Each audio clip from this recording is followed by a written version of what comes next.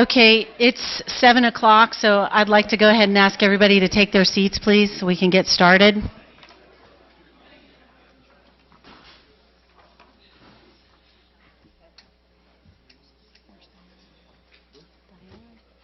Here she comes. Okay.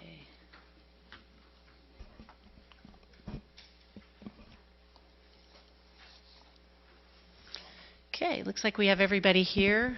So at this time, I would like to ask Mr. Sykes to lead us in the invocation and Pledge of Allegiance. Please join me. Lord, we thank you for the opportunity for us to come together and debate the important needs and means of our school board today and have the opportunity to do that in the peace and the comfort of our country. We ask, though, that you embrace the families that have recently been undergoing tragedies in our communities. Give them grace, give them peace. Even closer to home, we've had families that are part of this administration. Brian and Dawn Buffalo's family and Bill Rawls' family. We ask that you put your grace and peace around them, protective hedge, lift and keep that family through their trying times. We thank you for the men and women that serve our country so nobly, protecting us and giving us our liberties. We ask that you watch over them. We ask you to watch over the firemen and policemen that are out there protecting us day to day. And we thank you for all the liberties that you have given us. And we ask all of this in Christ's name. Amen. Amen. Please join me. I pledge allegiance to the flag of the United States of America and to the republic for which it stands, one nation, under God, indivisible, with liberty and justice for all.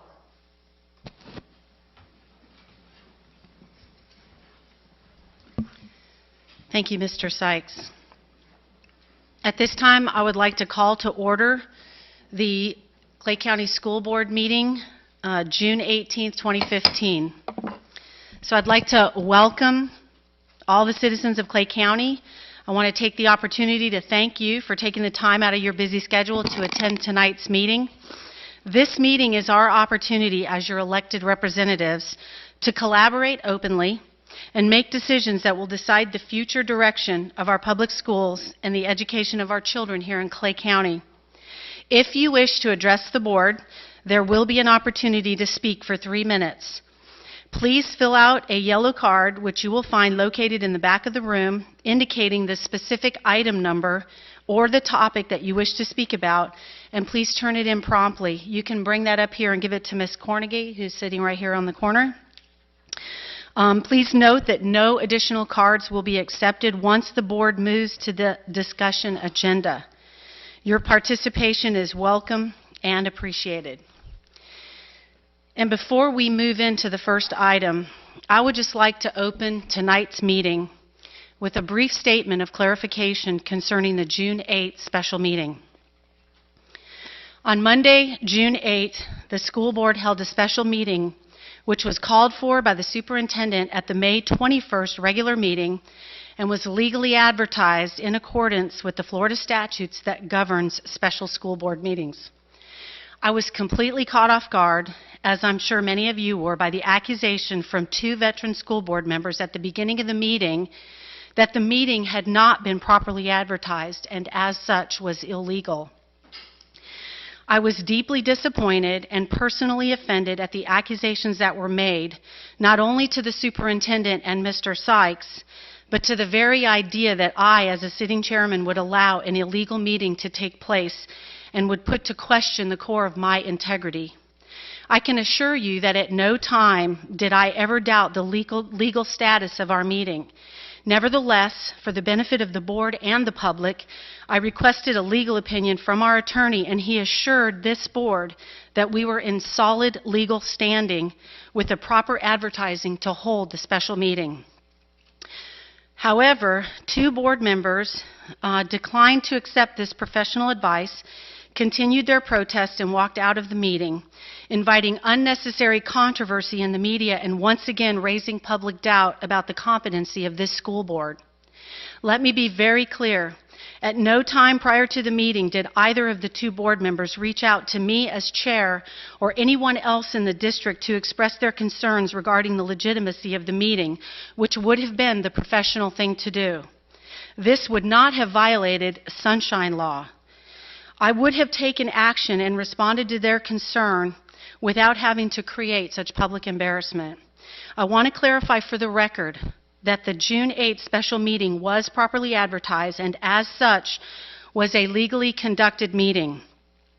This has been substantiated not only by Florida law, but by legal opinion of the previous school board attorney during the regular school board meeting of June 19, 2014, and in an email dated August 14, 2014, where he clearly articulated the same argument that was made on June 8, 2015 by Mr. Sykes. In my opinion, none of this was necessary. None of this was in the best interest of our kids, our employees, or the advancement of the school district.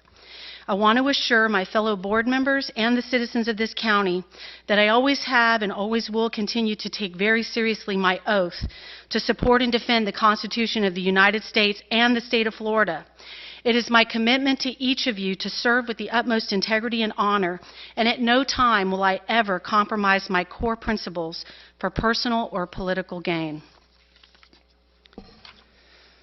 Okay, so with that, I would like to just, for the record, note that items that have been pulled from the consent agenda to discussion, items C4, C5, and C35. So with that, I will entertain a motion for adoption of the consent agenda minus those 3 items. I'll move approval. I'll second. I have a motion for approval by Ms. Condon and a second by Ms. Gilhausen. Any discussion? All those in favor say aye. Aye. All those opposed say no. Motion carries 5-0.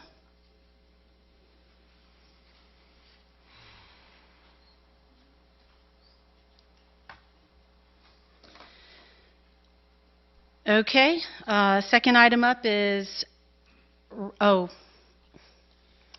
know what? We just passed the consent agenda. Okay. So I apologize. I had several people that had yellow cards on those items. So let me just go ahead and the first person is Tracy Butler. She wanted to speak to consent agenda item 3A, the DES contract.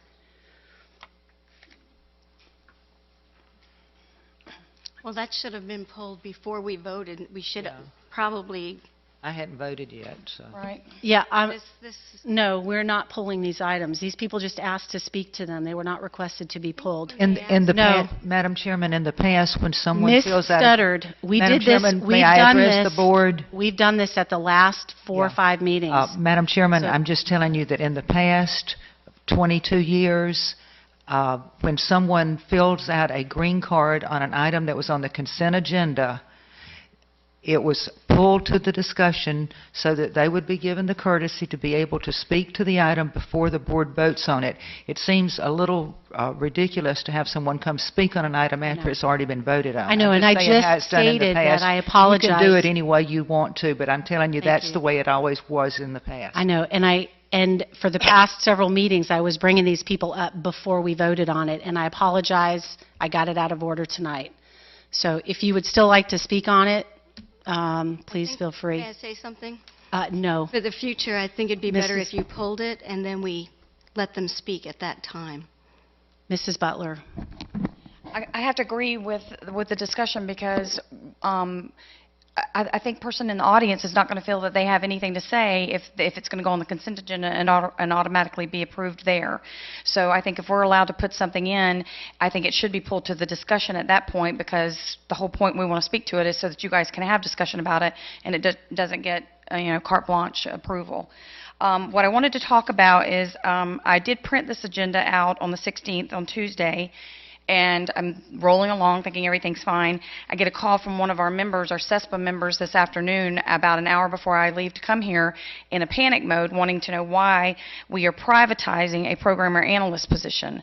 And I thought certainly they must be in error, because I looked over the agenda. I don't recall anything about a programmer analyst position. So I pulled back up the agenda again, and something had been put on. So first I want to say that it's very disheartening to pull the agenda whenever it's first placed and then pull it again in the days leading up to the meeting and it's been changed or something's been added. So I don't know that, I don't even know if that's even allowed after a certain point, and I think that needs to be looked into. I think Okay. that there needs to be a cutoff date. As for this position, I do know that back in March, we had two programmer analyst positions that were cut on the allocations when Ms. Adams was still here. And then so of course, they both were our members. They called us. They were upset that their positions had been cut and they were having to go and apply. And of course, that's a very specified, very specific area. So we have to have a lot of talks with our IT people saying, look, maybe go get some more training to make you more marketable. But then to hear that it goes back on the agenda to be subbed out or contracted out definitely gives me great concern. And so I would like for someone to give us some explanation so our folks know that this isn't a trend that we're going to see, because whenever we start subcontracting things out, our people get very nervous. Yeah, Mr. Van Zant will be glad to address that. That position isn't being subbed out. It's currently being interviewed for. We've yet to find somebody with the skills to manipulate our very, very old version of terms, and that position has a lot of primary responsibility in payroll. So if we want to continue to meet payroll without any hiccups, we're going to sub it out until we find a person to hire for it. And I believe that's one of the duties in the two jobs that are. Has it already closed and y'all been interviewing, or is it one of the two that are open? It's already closed. We just haven't hired for it yet, and that person's contract ends June 30th. So we're going to keep paying everybody if it's okay with everybody. And when we get somebody qualified to fill the position, we're going to hire it and put them under the Florida retirement system in our allocation. Okay, thank you. Okay, the next item was C13, Mr. Gottschalk.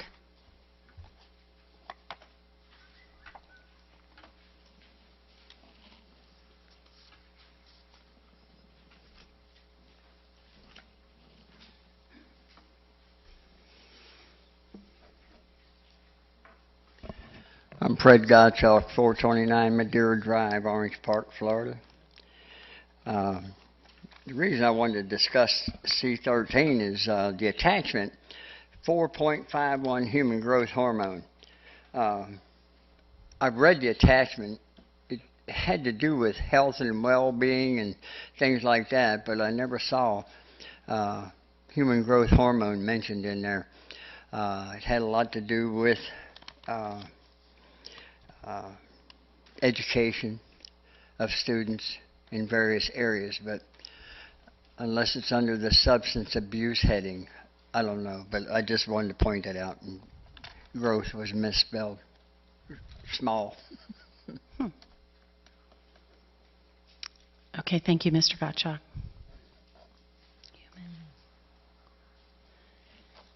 If I might, I think that should have been labeled human growth and development, because I think that's what Yeah, that policy addresses, us educating students on Yeah. human growth and development. okay, thank you. Okay, the next item is C20, the May budget amendments, Gwen Shangle.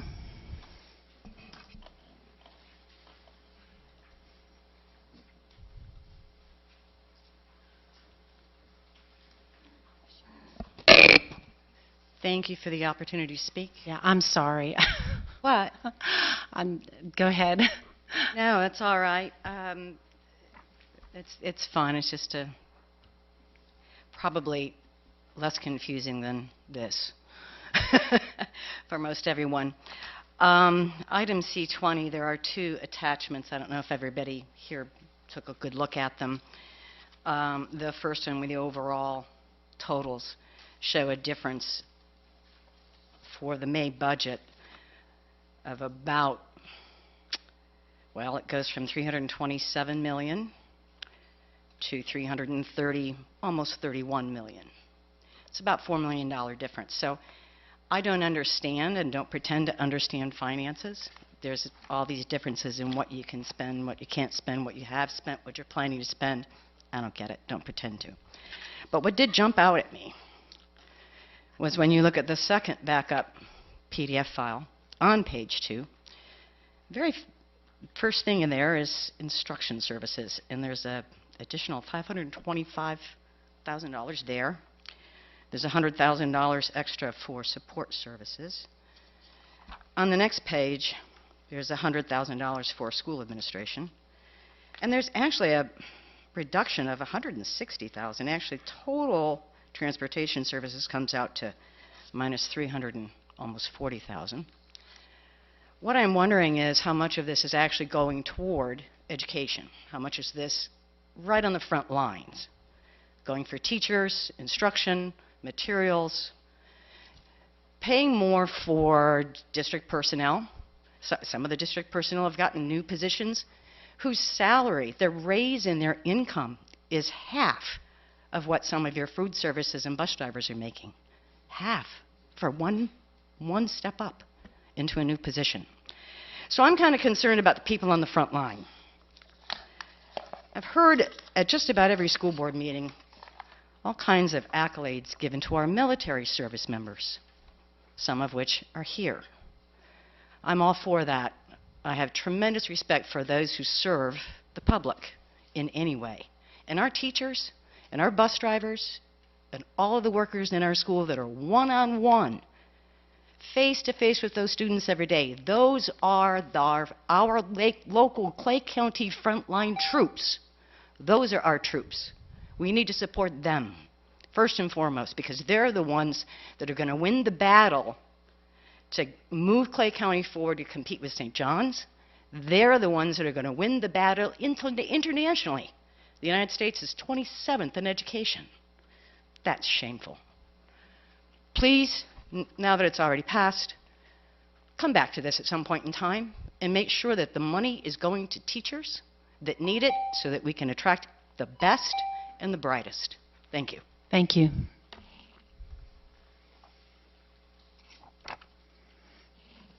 Okay, and then the last item that was on the consent agenda, item C33, Mr. Fred Gottschalk again.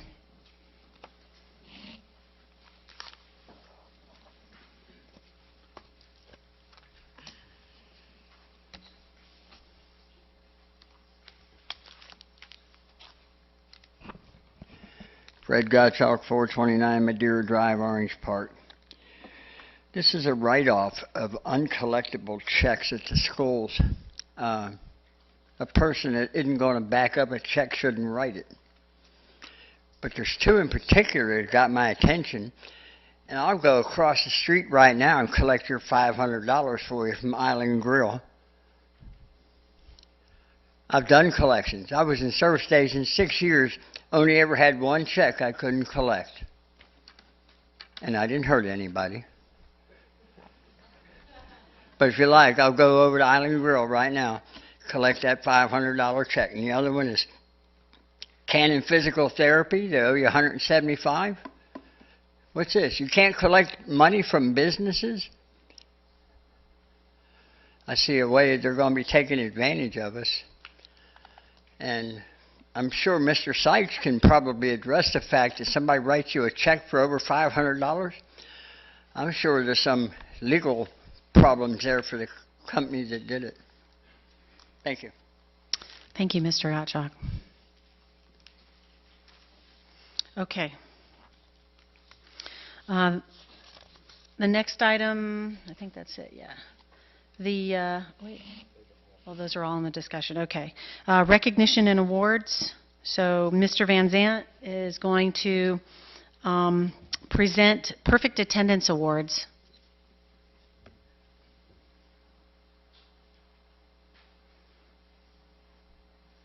I tell you, it always amazes me what a team families become when they're putting children and grandchildren through school. And we had a few of these students we were able to recognize last month. Middleburg High School had their senior awards night the same night we had our school board meeting, so we couldn't quite get to every student in Clay County. But for 13 years, to never miss a day of school is absolutely phenomenal.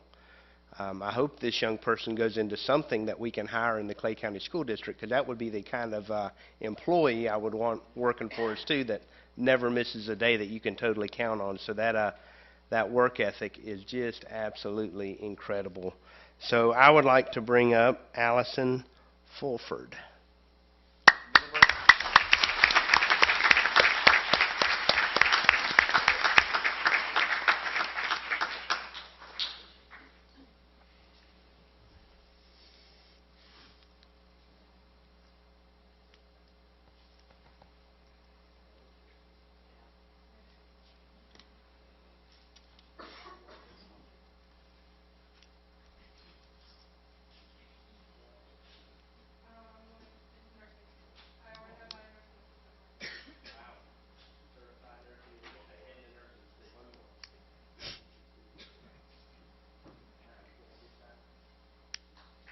All right. You know, this has been quite a year in the Clay County School District on several fronts, but tonight is the last meeting for, it's just absolutely amazing, Miss Toni McCabe, what she's brought to this school district, and to serve for 30 years and be 29 years old. I don't even know how she pulls it off with the grace that she does every day. But somebody that's just done a tremendous job for us. Miss McCabe, would you join me and Mr. Sykes? And Dan, would you like to tell us what we're doing here? This flag has been flown over various missions in Afghanistan. That flag has flown over that country in support of Operation Enduring Freedom, and here's a certificate of authenticity. Thank you so much. Step over a rose between the thorns.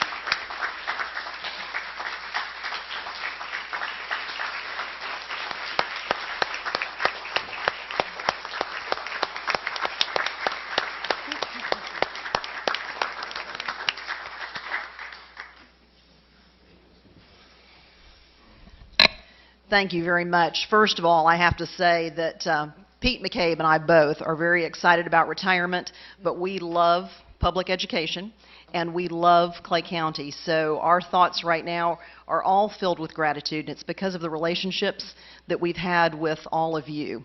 And I have to say, I have been so fortunate to have a hard-working HR team, so I must take a moment and thank Dr. Henry, Terry Stanalonis, Linda Lancaster, Sam Wright, Marilyn Ware, and all of the HR team. They do great things for our employees.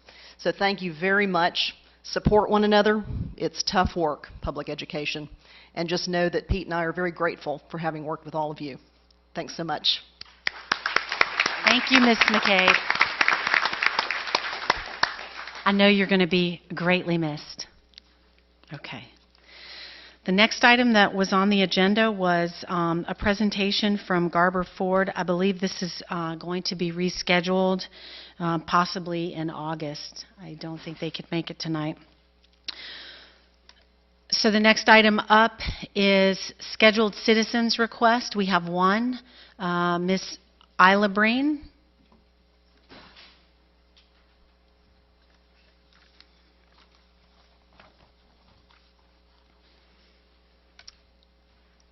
Thank you for getting that right. Yeah.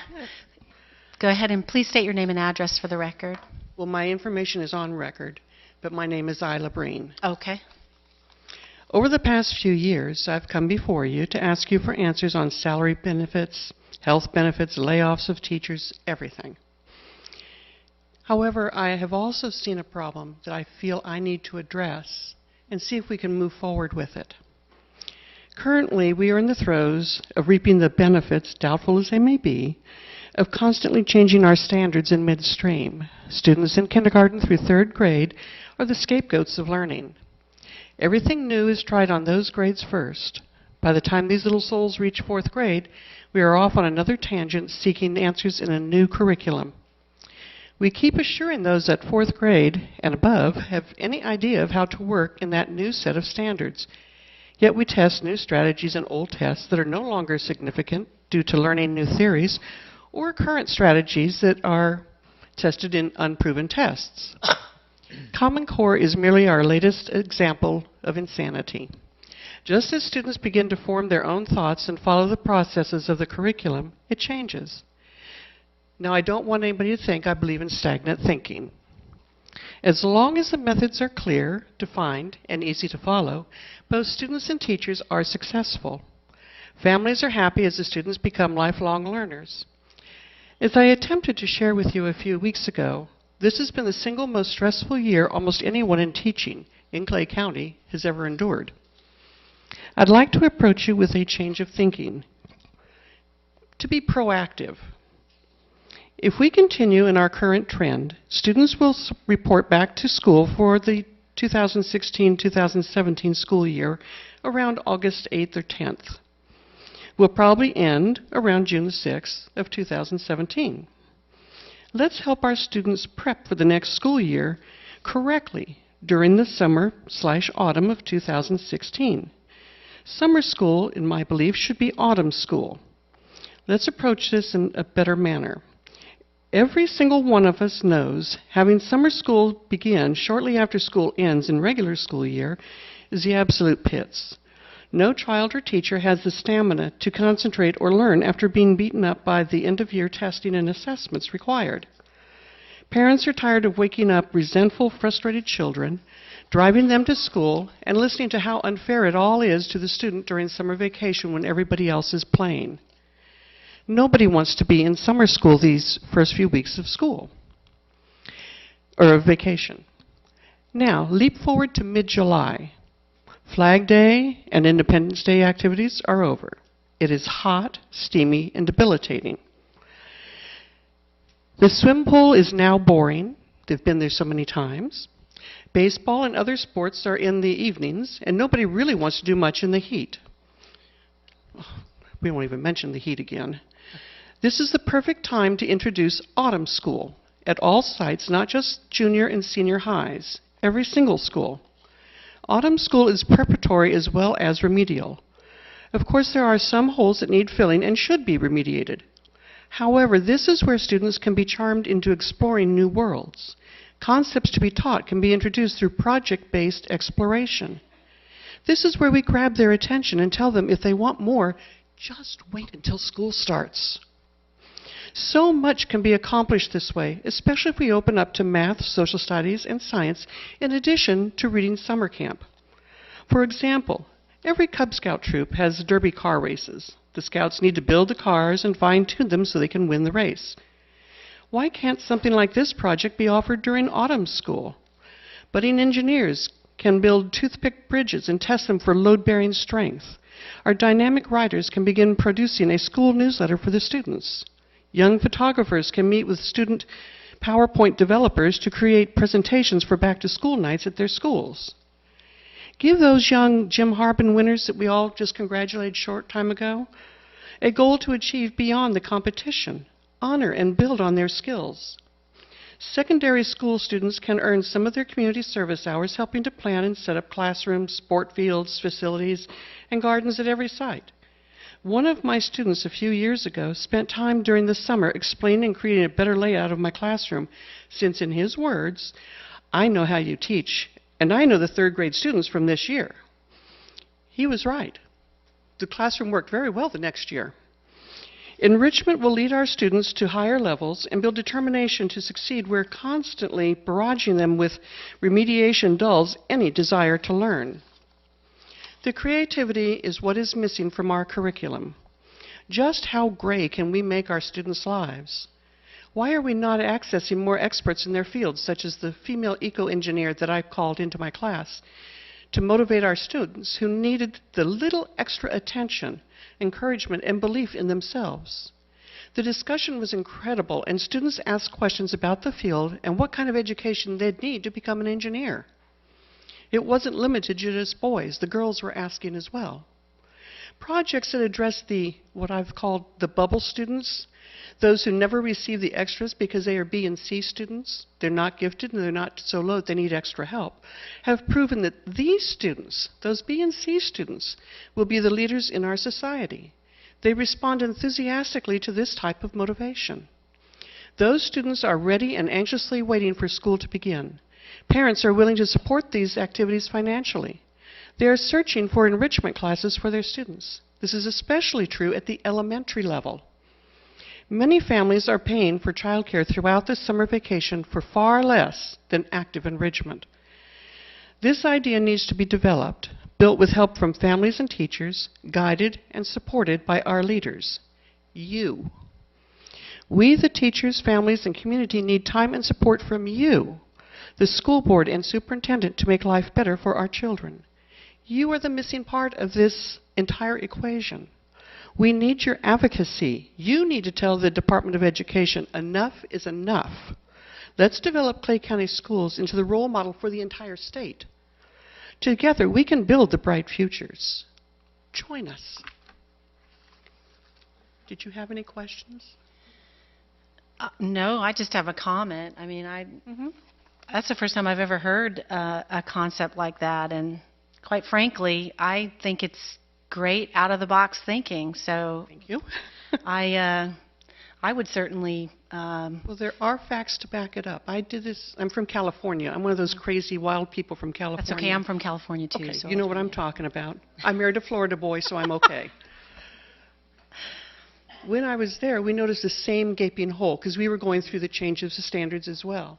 And the biggest part that was the problem is the kids came back almost immediately. 2 weeks is not enough time to detox from everything we've done during the year. It just isn't. But if you start about 2 weeks before the end of, before they have to report back, and then back that up another couple, you can do 2 and 3 week sessions that will raise your scores tremendously if that's what you're worried about. But what they really do is they motivate the kids. That garden that I have at my school, I know a couple of you have been out there to see it. I thought at first it was just crazy California lady coming and trying to learn how to grow things in Florida. What was awesome were the amount of little people at our school, and I consider anybody under 4th grade a little person. They came to our class and they asked questions. Our 2nd grade teachers had to jaunt through the garden and they got to ask whatever they wanted. My students did the presentation for them. I don't present the Veterans Day performance written by me at my school.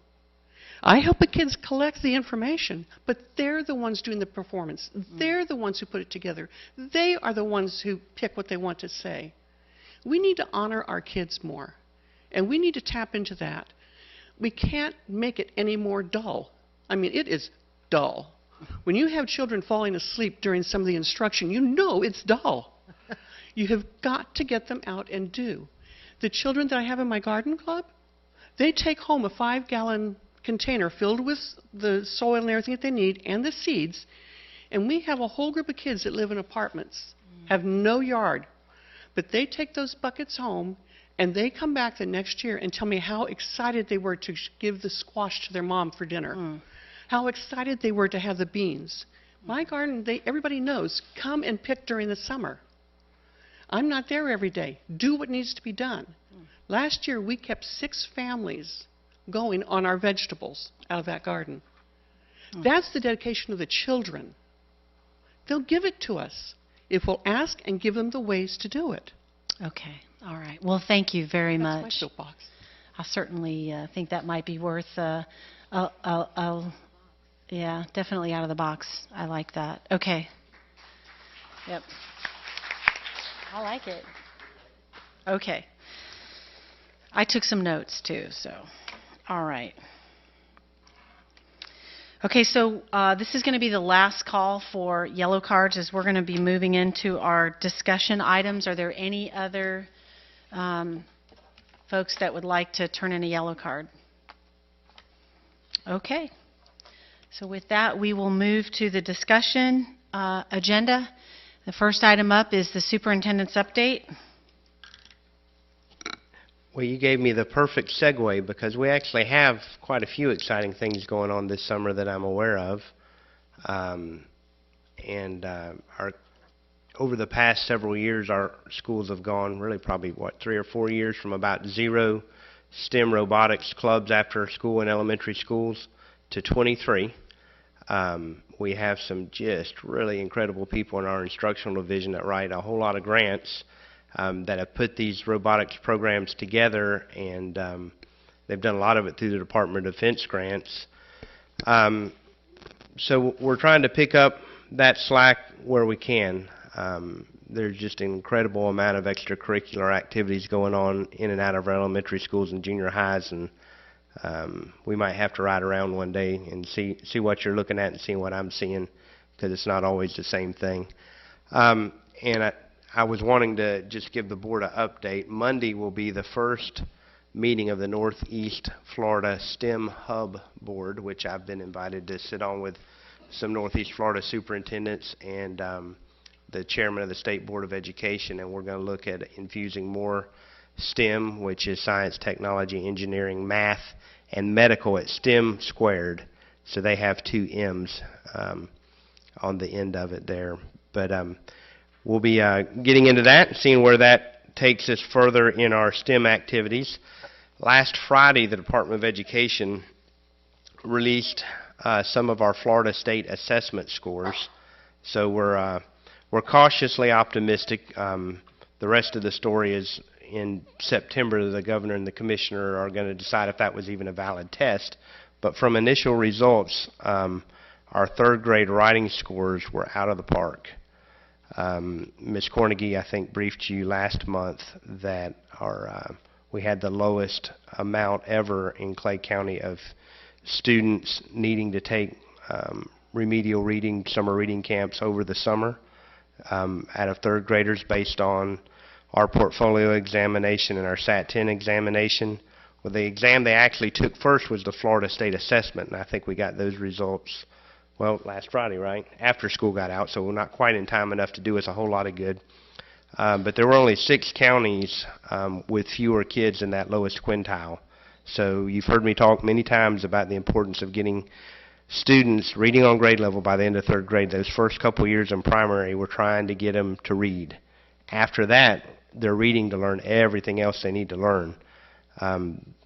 Among children that are behind grade level reading at the end of grade 3, everything we don't want to happen for a student happens at a greater rate.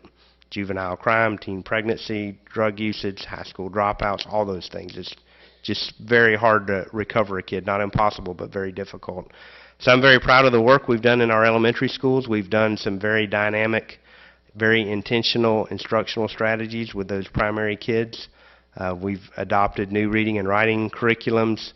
We have executed a lot of professional learning communities.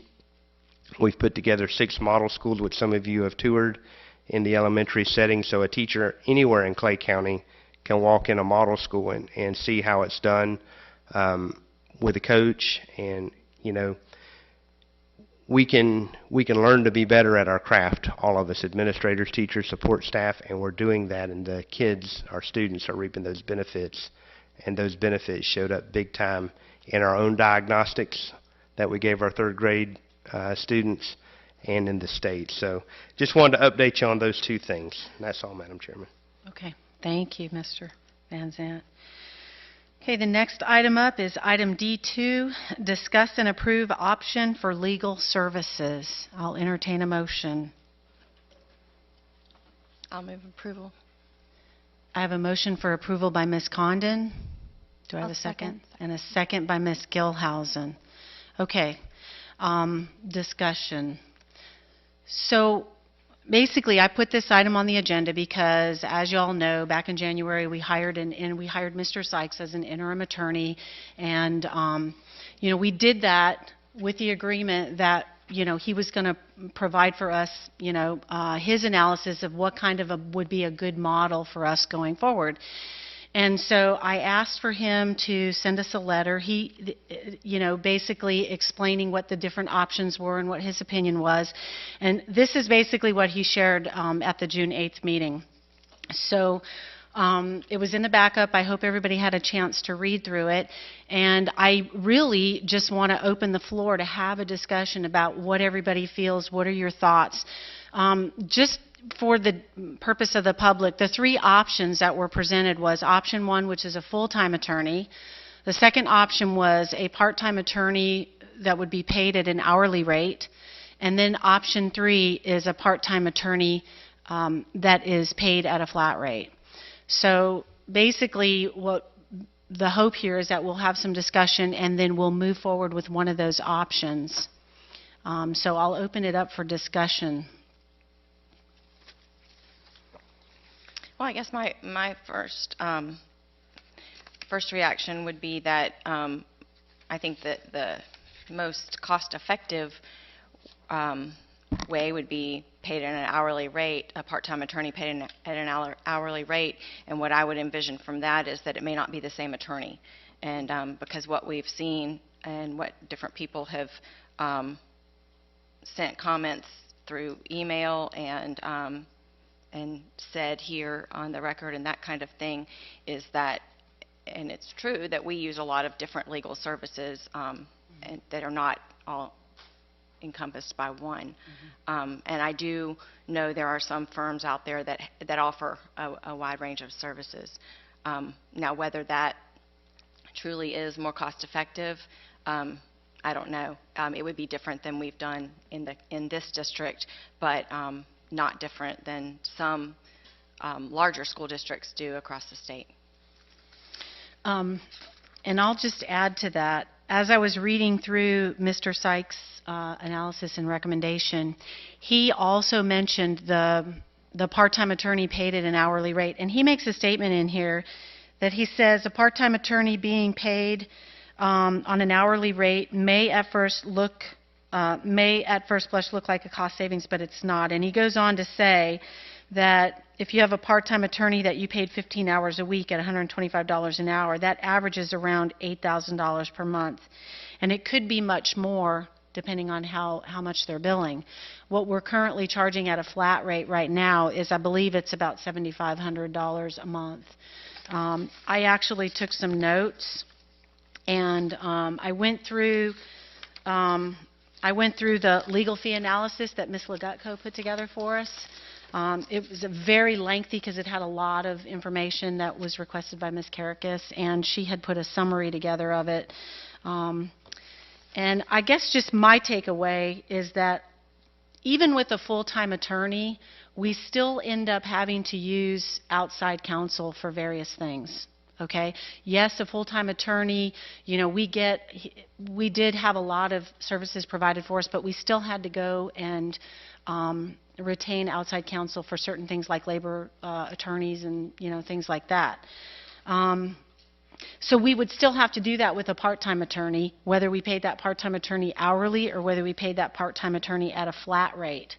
And so basically what I see when I kind of did the math, and I just took some notes down here, you know, I see a real significant savings with a part-time attorney at a flat rate, which comes out to be about, I would say, $90K a year. And you're still, on top of that, you would still have to pay the outside counsel. You would still have to pay, you know, for like the workers' comp and labor laws and stuff like that. So I think the savings comes in the actual attorney that we're paying to represent the board or represent the district. Regardless of what model we choose, we're still going to have to use outside counsel for some of those other things. So that's my thought on it. And I'll just tell you, I think a part-time attorney at a flat rate is a good way to go. I've gotten a lot of feedback from the district. I think that, you know, I've heard comments that there really isn't enough work to keep a full-time attorney busy all the time if they're efficient. A part-time attorney who's very efficient can accomplish all of the things that we need them to accomplish. And so I think with that, that's where the savings comes in. So that's really where I stand. That would be my recommendation. And so that's the model that I tend to lean toward. Do you want my opinion? I just want to hear from everybody. The floor's open, so if we could just take each of us take a turn, yeah. Well, I will. I'm glad you referenced the documentation that I requested. And I requested it for a reason, and I think I copied everybody on it so you're all aware of what I actually asked for. And you're all aware that we didn't receive everything I asked for. And I asked for a year's worth of detailed billing because I wanted to see the difference between a full-time attorney and the part-time attorney. How many phone calls were made, how many emails were made that had to be responded to outside counsel. And I don't feel that we have the correct information to move forward to really make an accurate decision based on full-time and part-time. So that's my first issue. I put it in writing as a public records request. I asked for it back in February, again in March. Finally got a response after this was sent. I sent another email stating this was not everything, which I copied all of you on, so you're all aware of what I actually asked for. I didn't ask for it to be difficult and to create more work. I asked for it so that we would have this information, so sitting here we would know, okay, our full-time attorney handled all the ESE calls. He handled all of the cases when there's a divorce situation going on at a school. They get these phone calls daily. You know, how many times did somebody have to reach out to a third party to get this done, where we're paying every 15 minutes? You know, we're paying in increments. So before I move forward with that, I would like the rest of that information. And I personally feel, with the list of duties that a full-time attorney does, I would rather have a full-time attorney here than a part-time. I realize, as Mr. Sykes said the last time, he is on call and he has taken phone calls, and some weeks it's 10 hours and other weeks it might be 30 hours. I understand that, and that's the beauty of the salary as opposed to an hourly. And I do realize that regardless of which we have, we still have to have the labor lawyer and we still have to have the workers' comp. So that's there either way. So we really can just kind of take that off the table, because either way we have to pay that. Those are two separate entities that are specialists in those areas that we have to have. So it's really the daily duties of a full-time attorney, and then the needs of our teachers, our principals. I'm looking at, you know, Ms. Roth thinking our ESC department, and I know they have a lot to handle. Having a child that had a learning disability, you know, if there were questions about our IEP, and she could call up and ask these questions to the attorney, and he was always available. If not, he got back to her. I know that there's been cases where there's students that have no guardianship, you know, and the attorney would get a call. And I remember Mr. Bickner saying this to me a couple of years ago, you know, getting a call about a student, and, you know, how do you handle that when they don't have a parent to register them in school because they're living with, you know, they're immigrants that have come here or whatever, and they're living with other people, and there's not a legal guardian with them, and we still have to provide services. So there's a lot of issues, I think, that come up that, in my eyes, it would be safer for the district to have a full-time attorney. And again, Mr. Van Zant, I'm requesting the rest of the public records. You look terrible. Do you feel okay? Well, this is only going to add to it, sorry. But please forward the rest of the public records requests to me with the detailed billing, the memos of understanding, and you can look at the email and get the rest to me. I would appreciate that. Thank you. I would just echo some of what's already been said, just that the cost savings analysis that I looked at, having a flat rate makes more sense. I think the model that we're working with now, Mr. Sykes has been on call. I know I've never waited longer than 24 hours for a response to an email or a phone call that I've made to him. I have gotten feedback from district staff, and they have been satisfied with the service that we've gotten. I understand you wanting to see more information, and I'm okay with waiting until we have those numbers to make a permanent decision.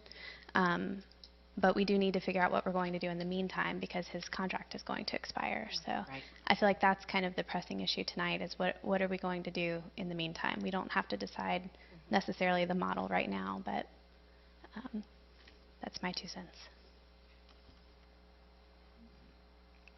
Ms. Studdard?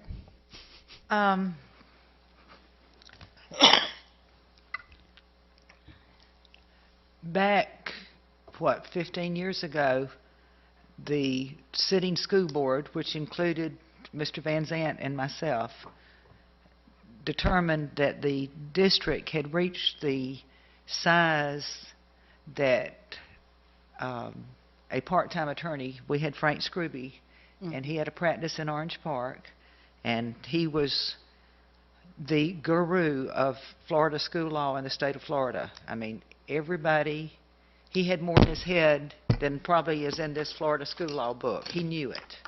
He was wonderful, and he could handle it. But he told us, you know, it's time. back then, we had about half the number of kids, of students in the schools, and so I just can't understand how, 15 years later, I'm not sure what year it was we hired Mr. Bickner. It was actually 2001. 2001, around Yeah. 14 years ago.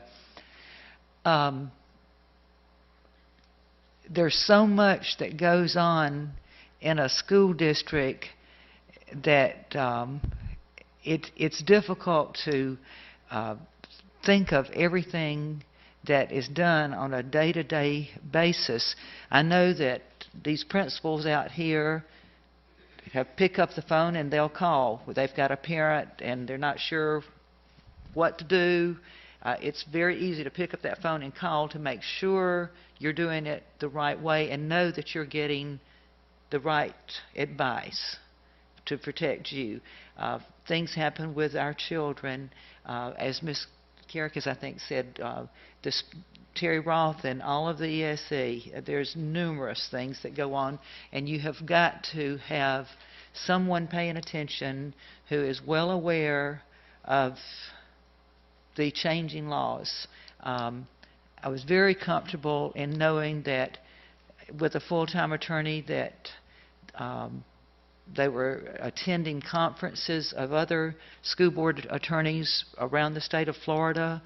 There's a good bit of networking that goes on.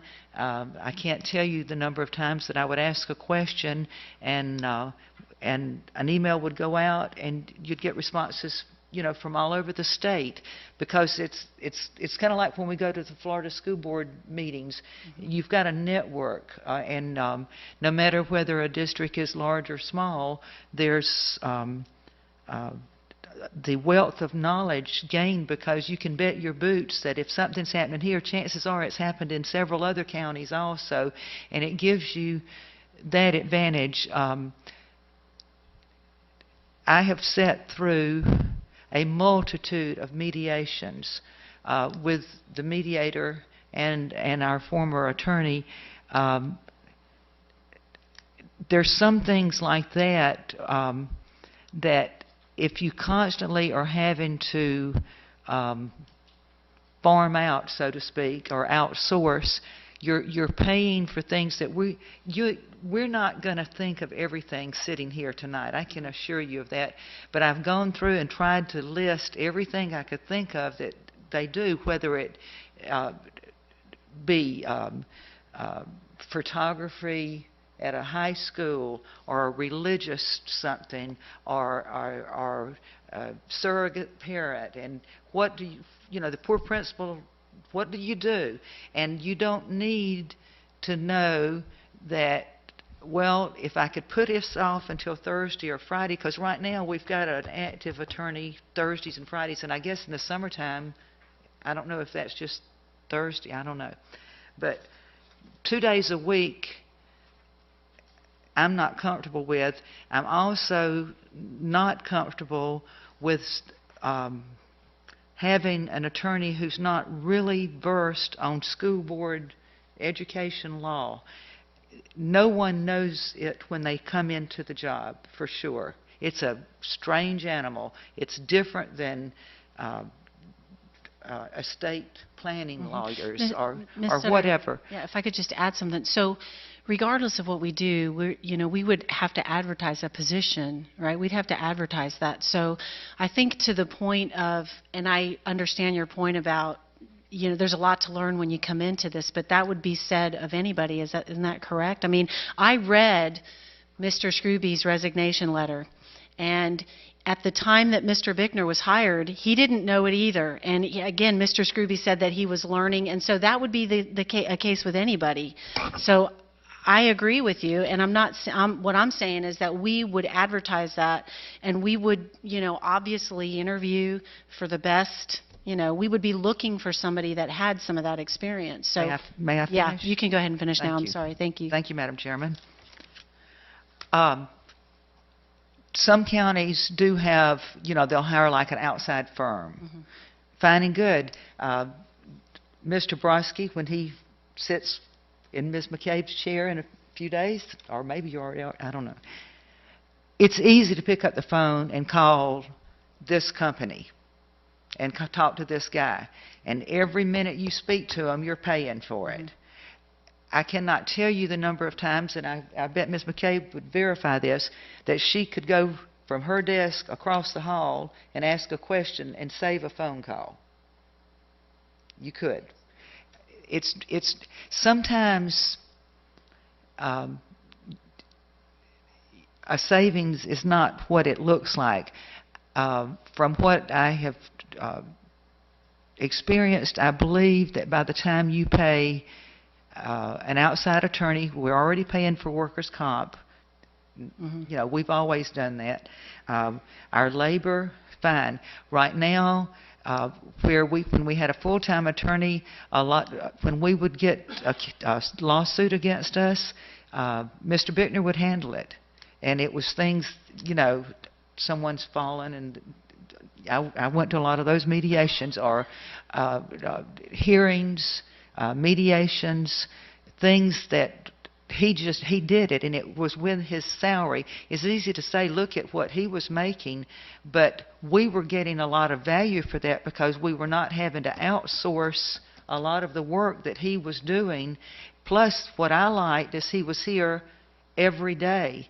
And if Mr. Umball sitting back there in the back all of a sudden had a problem, I know he can get a hold of that attorney and get some legal action, because sometimes things have to be done fast. I want to know that we have someone who has the time to get versed on education law and make it the priority, as Mr. Bickner did. He had a lot to learn. Nobody would know what Mr. Scrooby knew, I'm telling you. But it's just like when you first get on the school board. The first year, maybe you don't see it right now, but it's a learning experience. And even the second year, it takes a while to kind of get in the swing of things and see how things work in the law. I am deathly afraid of us short-sighting our students and our employees, saying that we're going to save a few dollars, which in my mind I'm not sure about. I'm not convinced that it'll save in the long run. But the most important thing to me is to know that this school district has the very best legal opinions and advice that we can get, and that if our attorney says it, that I can rely on it and know that it's been researched and that it is the way it is. We have been advised before on things, and we followed the advice, and we have won in court over it because we had good legal advice. Don't shortchange our school district thinking, well, hey, they can come in a couple days a week and take care of everything that needs to be done. I don't believe that. But anyway, that's how I feel. I think we certainly need a full-time attorney, and I certainly think that we should interview, as we did before in the year 2000 or 2001, whenever it was. We went and did very in-depth interviews, and we found the person we thought that would be a good fit for this county. So that's my feelings. Okay, let me throw this. Okay, actually, Ms. Condon wanted to go first. It just has to do with what she just said. Okay, How many applicants did you interview? Oh, I think we screened it down. Mr. Fazant, you help me on this. I think we interviewed maybe 5.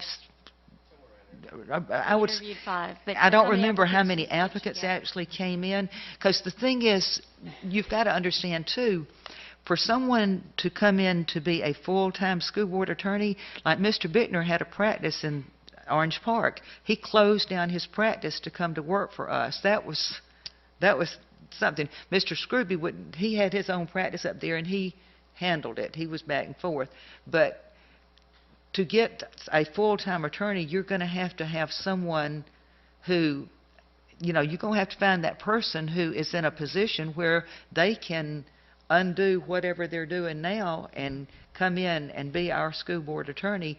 But I think once you get the applications and you get it down to the top 4 or 5, or however many look good, after talking to them, I think we had a very good consensus on the board. We knew where we wanted to, we knew the right fit. Okay. So, okay, Ms. Condon, you had something you wanted to say. And then I just want to sort of direct this conversation to where I think we need to go based on what everybody's had to say. I was going to say that you said about 90,000 for part-time services, and I guess it just occurred to me. Well, let me clarify that. So the way that it comes out right now we're paying a part-time attorney who's basically handling everything that we need handled, and we're paying that person $6K per month, which comes out to $72K per year. We're paying a paralegal, in addition to that, $18K per year, which totals $90,000 a year. Okay, so that's for both the part-time attorney, and that's a flat rate. And so, however we decide, if that's the way that we want to go, however we decide, now just keep in mind that a part-time hourly attorney would come out with a paralegal, would come out to be about $96K a year. Okay, and then the full-time attorney, when you had the salary of the full-time attorney and then the salary of that attorney's paralegal, that was significantly more. That was upward of, I want to say, almost. It was 230,000. Yeah. So it's significantly more. That's including benefits. That's including benefits and all that other stuff. Correct. So. And then even with the full-time attorney, so you're looking at 230,000 as opposed to 90K, and then you're still paying for the outside counsel and stuff for those other various things. So all I wanted to say was, just to clarify, that was. Because what I was going to say is that I don't know that those numbers are set in stone. No. And I think our administrators got very creative when they combined positions and eliminated positions to get efficient. And so what if we got creative with ours and said 90,000 is what we have to pay, and if you want to pay a paralegal part of that money, that's your choice, but we have 90,000 to pay. We had someone, and I just really don't recall, but I felt like someone spoke to us at a meeting in the past few months that said there are a lot of unemployed attorneys out there, and there are a lot of young attorneys graduating from law school and looking for jobs. And maybe there is another Mr. Bickner from 15 years ago that wants to get into school law, and I just don't know that we should limit ourselves to, if we could pay a part-time attorney at a flat rate, $90,000 a year, then, or we could have a full-time attorney at $90,000 a year. Well, then the school district would be better served, because the superintendent has things that he might need from an attorney, the staff, as others have mentioned. And I guess I just wonder, if we cast the net out there, do we have to decide tonight, or could we put out, is there a way to advertise and ask interested parties, you come to us and you tell us this is what we have to pay, you tell us what we can get for that, and then we choose the best solution. I guess I don't know that we don't, to Mrs. Carrick's point, we don't know enough to know. And I think, because I think that both sides are valid. I think that, and I'll tell you, one reason that the part-time paid at an hourly rate appeals to me is because I think it's important that wherever we go with an attorney, and Mr. Sykes, I appreciate all the work that you've done for us, so please don't take this personally. You have been very forthcoming with me and answered my questions. But I feel like we need to find some way to find common ground and move forward. And the attorney should be something that all of us, or someone that all of us can trust, and all of us can build a relationship with, that is not divisive. And so that's why that's attractive to me, because if you have to call other people, then you don't necessarily have the same person answering questions, and there may not be a potential in the small communities we live in that someone knows someone or is related to someone or that kind of thing. Certainly, I am not saying that in our past attorneys or in our current attorney that anyone has not acted professionally. I'm just saying that I really desire that we have that moving forward.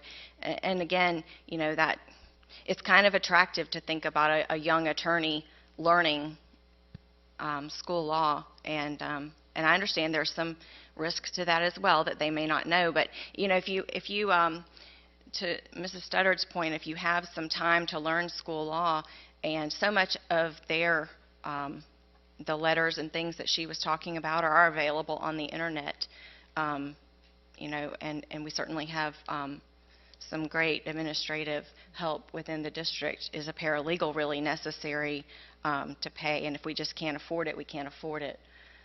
But Yeah, I won't answer to the paralegal question because that is really something that I think that the attorney has to decide. Okay, so we have a motion on the floor to choose an option, option 1, option 2, option 3. Now, I just want to say that there are 2 other items after this, depending on what option that we choose or what we vote on, or if we decide, that we want to do something different, But there are 2 other items right behind this one. The second one would be, depending on whatever comes out of this motion, the second one would be to authorize advertisement of such legal services, whatever option we decided. And then the last one would be authorization to continue the current legal services until the board takes further action. So depending on what we want to do here, there are still we have some options, I think, on the table. So what I've heard is I've heard everybody's opinion. We've got a couple folks that like the part-time attorney paid at a flat rate. Ms. Condon likes the part-time attorney paid at an hourly rate. And we got a couple folks that are obviously for a full-time attorney. And then I've heard comments that we still don't think we have all the information that we need. So what we could do, and I don't know if this would require an amendment to the motion, but what we could do is we could either table this item and call for a workshop where we can get more detailed information and we can have more time, or whatever, to really look into it and really decide. And then with that, obviously if we decided to do that, then we would have to really act upon the next item, which would be to authorize the continuation of the current legal services until we do that. So there's a couple things, that we can do. So, Ms. McKinnon? Yes. As far as the salary goes, is that part of the salary schedule that's already set, or do we determine that? That's a really good question. Mr. Van Zandt, could you speak to that? The only way we've done attorney services is just on a straight-up contract. There's not on our existing administrative or any other salary schedule a salary schedule for an attorney. If you decided you wanted a full-time attorney, you could say we're going to pay a full-time, a director's salary, a assistant superintendent's salary. You could do something like that and offer it as a job, basically add a position to the team, so to speak. Madam Chairman. Let him finish. If I'm trying to understand what Ms. Condon just articulated, are you saying you would like to put a figure, say $90,000 for the sake of argument, and say somebody's willing to bid on that job and say, I'm going to do everything it takes to provide all the legal services you want for that flat rate as a full-time, a part-time, or whatever it takes? Is that what you're saying? I'm just trying to help you all get to some point where somebody can make a motion, because you've moved the item, but you really didn't move a particular option. So I think at some point somebody could move one of the 3 items in particular, or they could amend that motion and say, hey, for $90,000 or $100,000 a year, you got to do all this stuff. You bid on the contract, and it's just like any other contract. We tell somebody you got to build this 50,000 square foot building, and we're going to do design bid, and you're going to bid on the job, and you're going to build it for this much, and that's it. So you could make some kind of motion if you didn't like any of these 3 options and you wanted to act tonight. I'm not suggesting you should or you shouldn't. You could say for X amount of dollars, draft up the advertisement of the services required, and somebody can bid on that job for 6 months or a year, whatever y'all want to do. I would suggest at least a year. I don't think it would be attractive if it was real short-term kind of thing. And the only other thing I would just, I've heard numbers talked about a lot tonight, and I've heard ESE mentioned a few times. I hate to put her on the spot, but Ms. Roth is here. If you wanted her to address the ESE services now versus in years past and get any kind of input from her, and Ms. Legutko has this, all these dollar figures broken down. Okay, yeah, could- I would like to hear from Ms. Before you get to that, may Yes. I clarify something for Yes. Ms. Gilhousen? Go ahead. The school board attorney is hired by the school board. It is the only employee that the five of us hire. It doesn't have anything to do with the salary schedule and all that. This is the school board attorney. He doesn't, if there's ever litigation between us and the superintendent goes and gets him an attorney, because that's our school board attorney. So it's totally within our purview. It's the only one that we hire. I understand Okay. that completely. I just was curious, we have a very detailed salary schedule, and I didn't want us to, Right. break any sort of, Right. rules that we have about how salaries are decided. I think when you get into, It's whatever we negotiate. right, I understand that. I understand how it works. Okay, Mrs. Roth, would you like to come?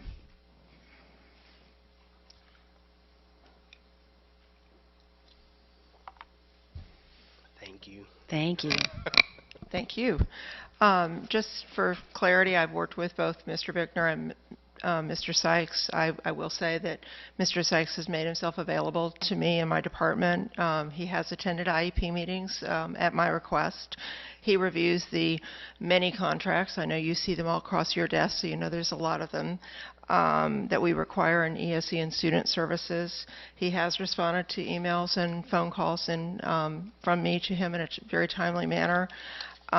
We've worked very hard in Clay County to avoid court cases for students with disabilities, so this is an area in which we haven't delved into, but he's been very responsive, and his paralegal has also been responsive to me when we've had to touch base with his office. So I don't know if that answers your questions, but we certainly have, I don't feel like we have had a big gap in services, that when I've needed supports, he's certainly been available and has been helpful.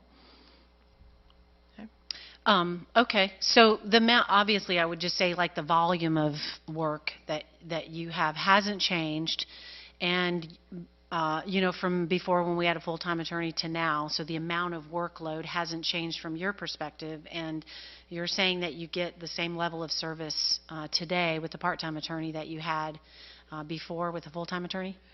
We have the same volume. If anything, we have more Okay. because we're special ed and we just keep growing. But we certainly have the same level of responsiveness from Mr. Sykes as we have had in the past. Okay. Wow. Great, thank you. I find that so hard to believe. Not that I don't believe you, but I would think all the many things that arise, that come up, that you would have many instances where you have to call down and say, we need answers right now. And if a part-time attorney is not in, only 2 days a week, are you having to wait for a response? I find that my responses to almost anybody are within 24 hours, and Mr. Sykes' office has not been any different. We did have a situation where I had to know something right then, and we called his office in his physical location and spoke with his paralegal, and we got an answer right away. So, not from the paralegal, but from Mr. Sykes. So we do have some time-sensitive issues. Most of the things that we deal with, we do have a little bit of a window. Sometimes we do have to have things right away, and he's allowed me to cyber stalk him or text him. I'm being figurative, not literal when I say that, lest you misunderstand. But we have had good supports from Mr. Sykes. Okay. Thank you. Okay. Thank you very much. Thank you. Did you say that Ms. Legutko had? I've heard y'all kind of go back and forth on you do or don't believe numbers, but numbers are pretty hard in passing. She's really good at them. So if you Yeah. have a question, ask her. Does anybody have any questions regarding numbers? Not until I get the rest of the backup. And if Okay. I could, let me go ahead and address that. The last email where you requested legal, whatever, detailed billing, Mr. Sykes responded to you, and I don't have a better response than the one he gave you If you'd like to sit down and discuss it, we can certainly do it. I don't think this is the forum. Well, The information that we gave you and the rest of the board took Ms. Legutko about an entire week to comb through and grab. It's not a it's not a quick little bit of pick up this receipt, pick up that receipt, and then we have to disaggregate it and see what we can release publicly. So, if you're asking for a public records request at this point, unless the board demands more than back to April or May of 14, I'm going to put that, I'm going to start the ticker, because you're taking valuable time that doesn't lead to value.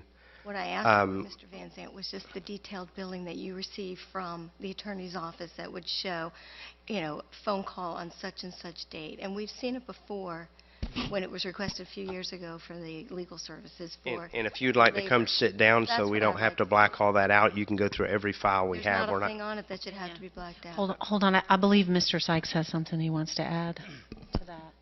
If the question is my billing records, I don't bill, I do a monthly bill to Nancy Racine, and it's a flat rate bill. No, And so I do not keep a record of day-to-day, nor is a record day-to-day required of the phone calls and conversations that I have throughout the day. It's not required, and I don't keep those records.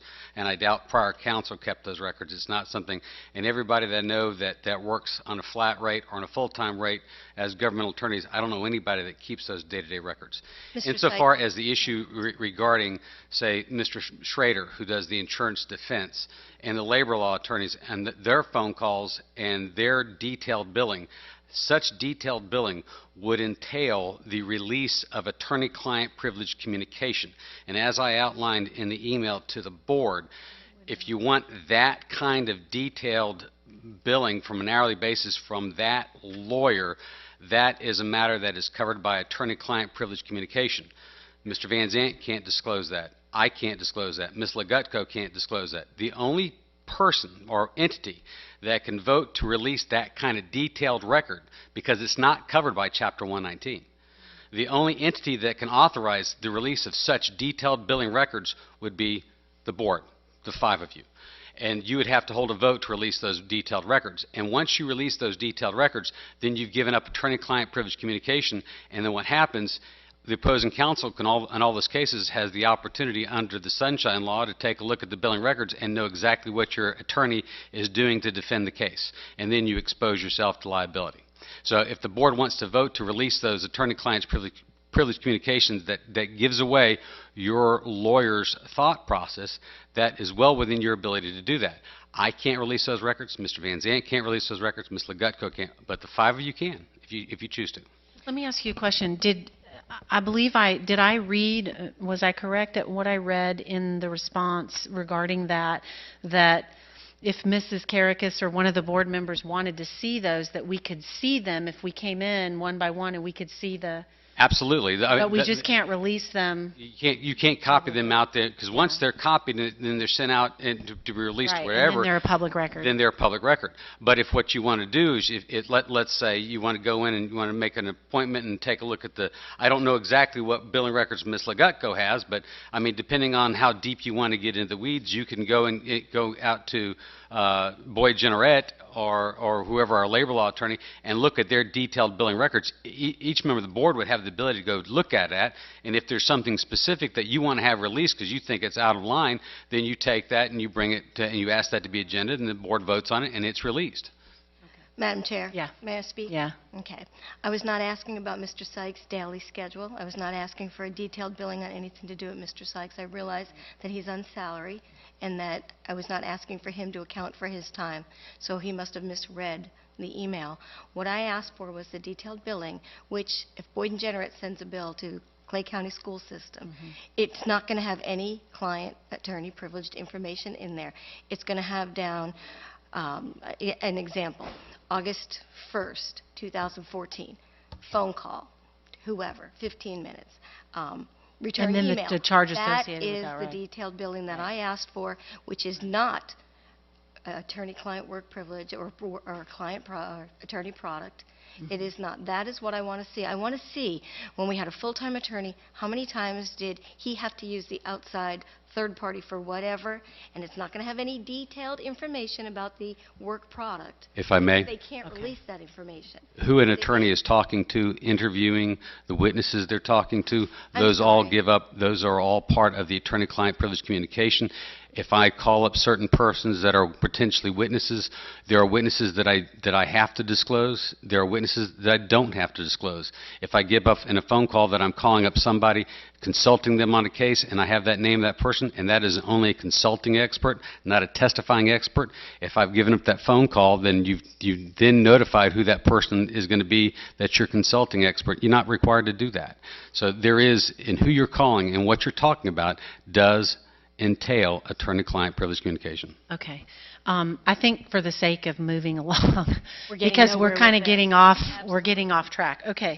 So Let's get back to yeah, this. yeah. Let's get back to this. So we basically have a motion and a second on the board to decide on one of these options, or if somebody would like, we could amend the motion and do a different option. So If I might, yes, Ms. Gilhausen. it's, and tell me if I'm wrong here, but I think that maybe a good middle ground would be that we send out an RFP for a full-time attorney at the $90,000 or $100,000 if we want to go with an administrative salary schedule. That way we're getting the full-time services that you all are nervous about giving up, and we still stick to what has worked in our budget thus far. Well, may I say something? Mm-hmm. This would be the one time, I agree with you, I think it's important to have the full-time attorney. I've explained why. I mean, there's a list of things that they deal with. But I don't know, will we be able to retain somebody at $100,000? Yeah. I mean, these are professionals. So if we don't know till we try. And I think that we owe it to our district. We've asked everyone to tighten their belts. We've asked everyone to be creative. And I just, it frustrates me if we don't know if someone might be out there. We don't know, and someone might come back to us and say, look, I can't give you full-time, but I have X years in school board law, and I'm moving here from wherever. And so maybe someone new has come in, and they have some experience. And so it just seems to me, why would we cut ourselves short? If we would be willing to do part-time attorney at a flat rate or full-time attorney, it seems to me you could get a lot more for the same amount of money, but we don't know that. Now, it may come back and we may get some resumes with no experience and no one willing to do it, and then we have to come back and have another discussion. But we need to put a reasonable salary. Probably Yeah, one. I was going to say, there's Put a nothing that says salary we have to range. do the 90,000. Maybe we go with a range. And, I think a and we can salary discuss range. that in the next item, however we decide to go. So, again, there's nothing that says we have to stick to 90,000. There's nothing, And the range could be based on experience. range could be based on experience. That's correct. So we could interview some people, and then we could, make them an offer, I guess, or we can decide how that process is going to go. So, okay, here's how I'm going to do this. We have three options.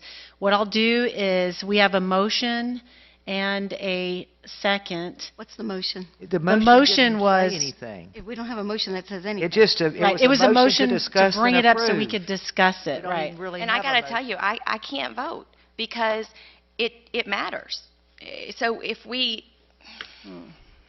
What do you? You kind of have because to vote. because the two of you are One way or telling the me other. that but the two of you are saying that that I'm completely unreasonable with saying that an attorney asking for an attorney at $90,000 a year is that we'll never get it. And I'm not sure I would agree to it at $125,000 a year, but I might agree at 90. And I guess I just feel like we don't know.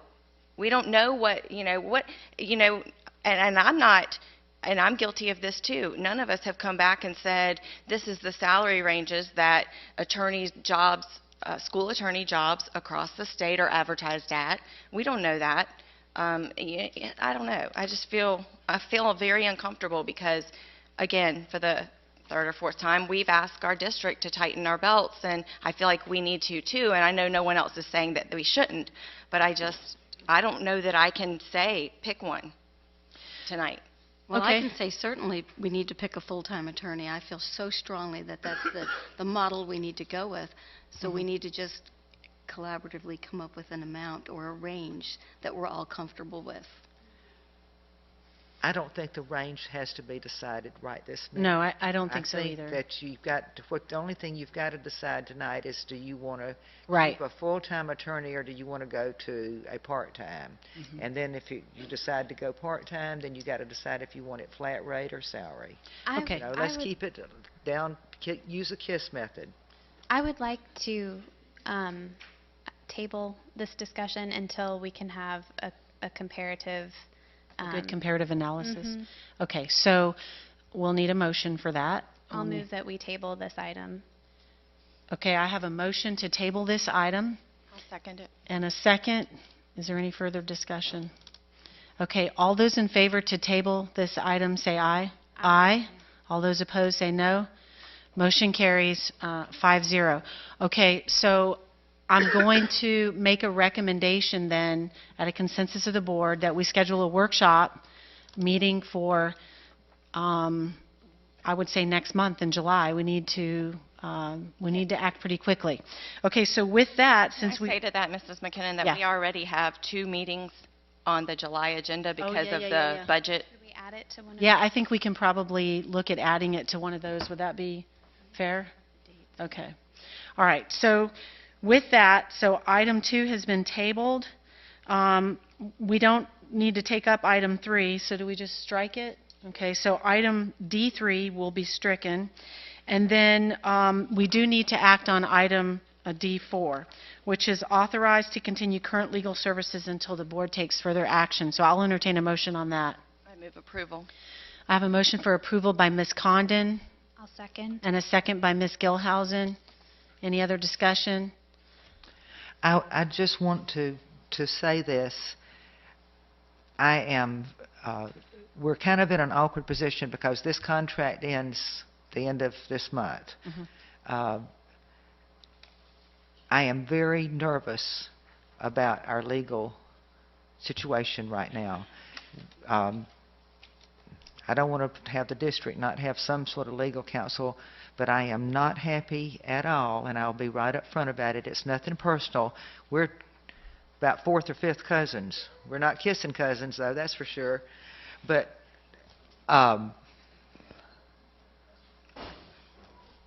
we have been given incorrect legal advice, and I am deathly afraid for the legal health of this district. So I don't know what to do, except Stutter? we've got what we've got right now, but too many times we have been told things that were wrong. Mrs. Stutter, there's no substantiation to that, and I don't think that's appropriate for this discussion. Okay, so Ms. we have McKinnon? Mrs. Stutter, we have a motion on the Yeah. table right now Okay. to act upon this item, and if you want to have a private discussion with Mr. Sykes regarding how you feel about his service, you but can have now, that. let me say this before you vote, Madam Chairman. I do have a right to speak as an elected official and Yes, a board you do. member, and to tell me that I have no verification. You can turn on the BCC meetings, you can turn on the Clay County School Board meetings. It is on video. So if you would like to know what has been told to us wrong, number one, the attorney-client session that we were called into is absolutely illegal to have staff members sitting in the client session, and then the meeting wasn't even advertised. That's one thing. Mrs. Stutter, I can go okay. on, but you don't want me to. I am not going to have that discussion here. We are on a motion, okay? So without further discussion, all those in favor of item D4, authorization to continue current legal services until the board takes further action, say aye. Aye. All those opposed say no. Nope. No. Motion carries 3-2 with Mrs. Karakis and Ms. Stutter dissenting. Okay. Did we want to discuss the workshop, which date? The date? Yes, let's go ahead and get your calendar. You know what, let's do that when we get to the school board request. We'll do that at the end, okay? Don't let me forget. Okay, I do want to move on. The next item is item C4, which is Human Resources Personnel Consent Agenda. This item was pulled by Ms. Karakis. I do not have any cards on this, so I will entertain a motion. I'll move approval. I have a motion for approval by Ms. Condon I'll second. and a second by Ms. Gilhausen. Okay, discussion, Ms. Karakis. I pulled this. I don't agree with the 4 new positions that have been created that we had a workshop on. I don't agree with the allocation for the district staff coming to a special meeting last week or 2 weeks ago. I pulled it for that reason because I think it's great that we're trying to conserve everywhere we can, but then we turn around and we've inflated several positions, director to assistant superintendent and several others, and I don't agree with any of that. And I think if we're going to save money, let's save all of it. And the one thing I do agree with spending it on is the legal services, because that to me is crucial. So I pulled this just because I want to voice my opinion on how opposed to it I am. And I don't think this should have been brought to a special meeting at all. The district allocations should have come to a general meeting, and I think you all know I feel that way about it. I've certainly been vocal about that, so that's why I pulled it. Okay. Any further discussion? All those in favor, say aye. Aye. All those opposed, say no. No? No. Motion carries 3-2 with Ms. Karakis and Ms. Studdard dissenting.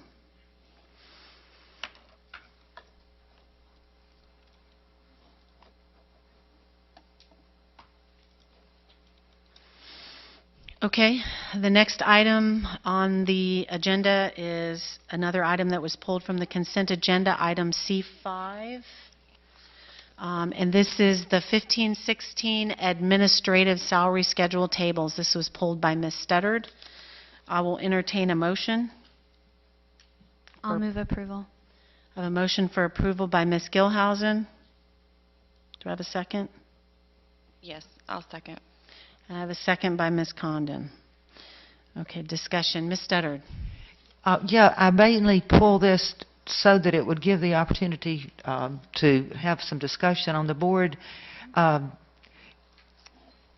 was looking at this salary schedule, and I realized that, you know, many of the positions on here are not positions that there will be some that there's not even allocations for, but it's kind of holding a spot should we decide to do an allocation for that position.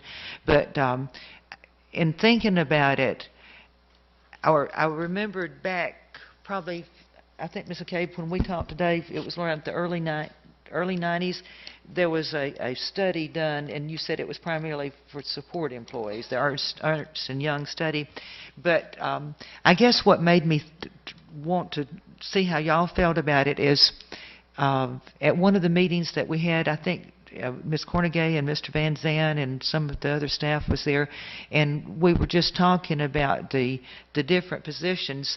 You know, in my mind, we go director, supervisor, coordinator, and then some of them have 1s, 2s, and 3s in there, and that's kind of in your mind. You kind of know what the pecking order is, but something was said about one of the supervisors made the same salary as a director, and I don't remember if it was 2s, 3s, or 1s, and I remember saying to Ms. Cornegay that day, that doesn't sound right, that you've got a supervisor making the exact same thing that a director is. And I said, you know, we're getting out of whack here on the salary schedule. And so today I talked to Ms. McCabe, and I said, you know, how long has it been? And she said, well, you know, back when Mr. Owens was superintendent, that would have been 94. Was he in 2 terms? Was he in 2 terms? 3? So from 94 for the next 12 years, he had said, you know, that probably needs to be addressed, but somehow, you know, you just never get to it. But I don't know that it needs tweaking now, but I wanted to see what y'all thought about it. If you've actually got supervisors making the same thing as directors, maybe we need to go back and do a salary study and just kind of make sure that we have things in the proper order and where it should be.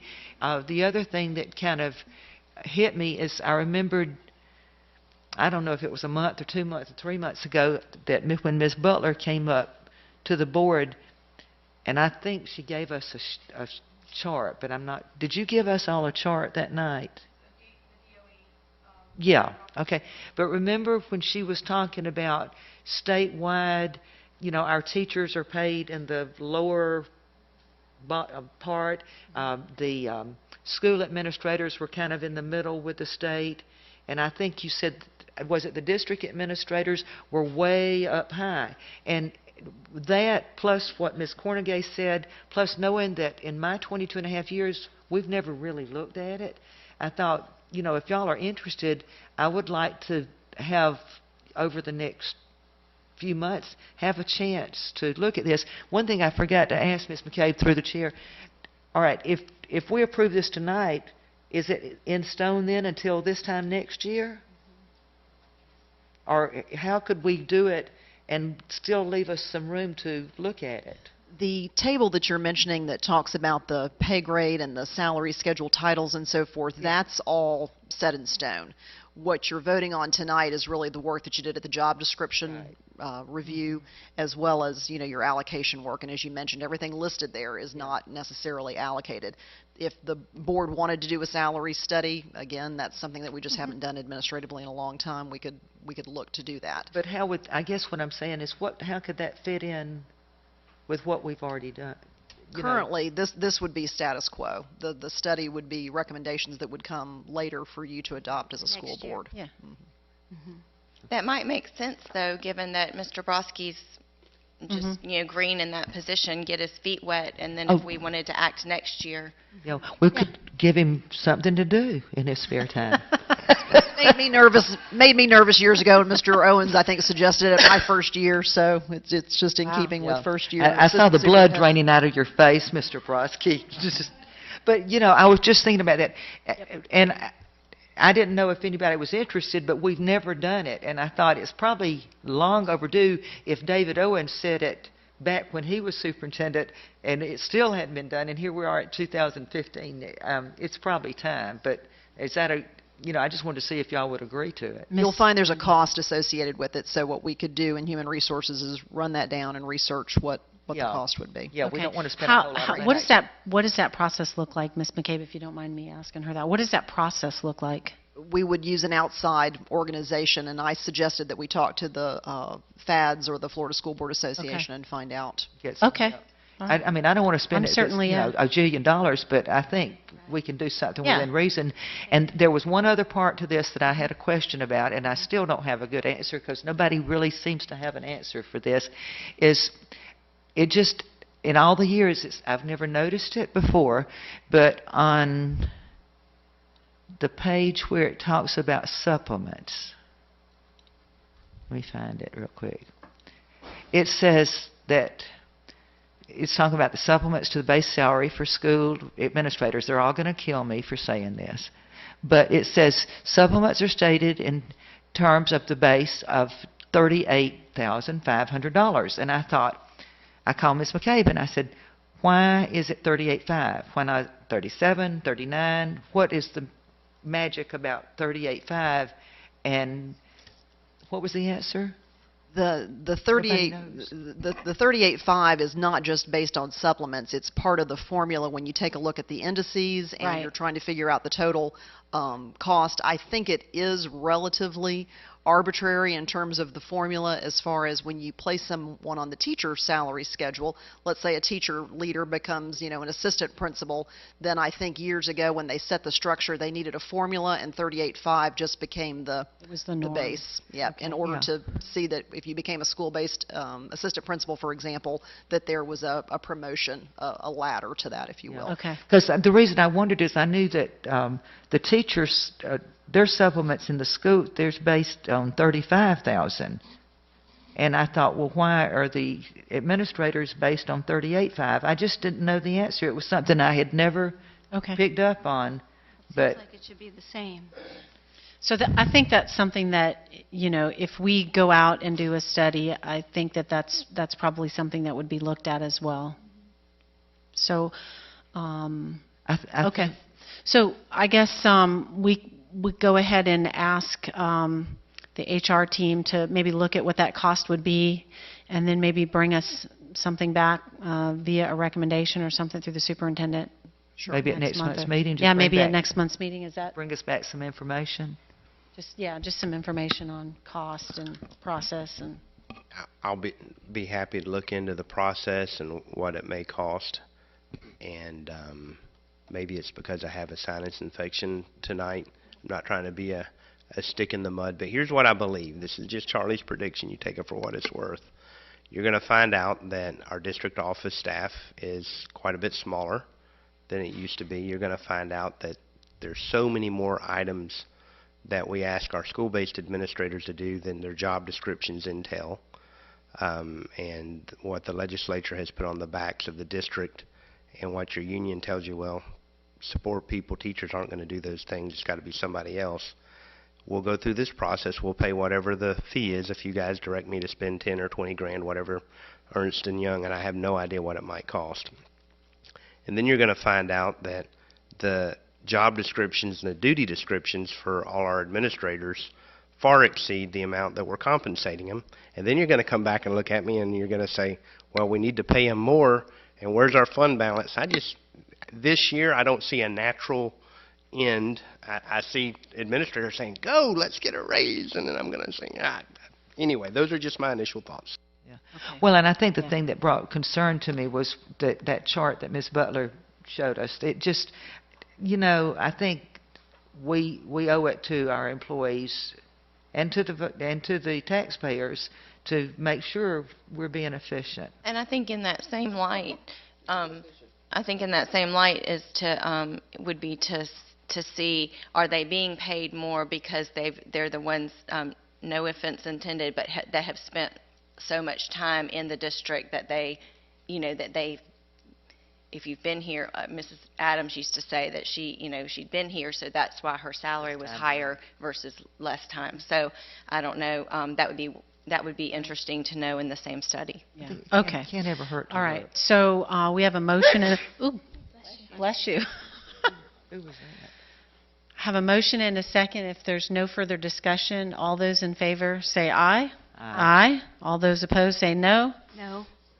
Motion carries 4-1 with Ms. Karakis dissenting. Okay. I'm still opposing those job descriptions. Okay.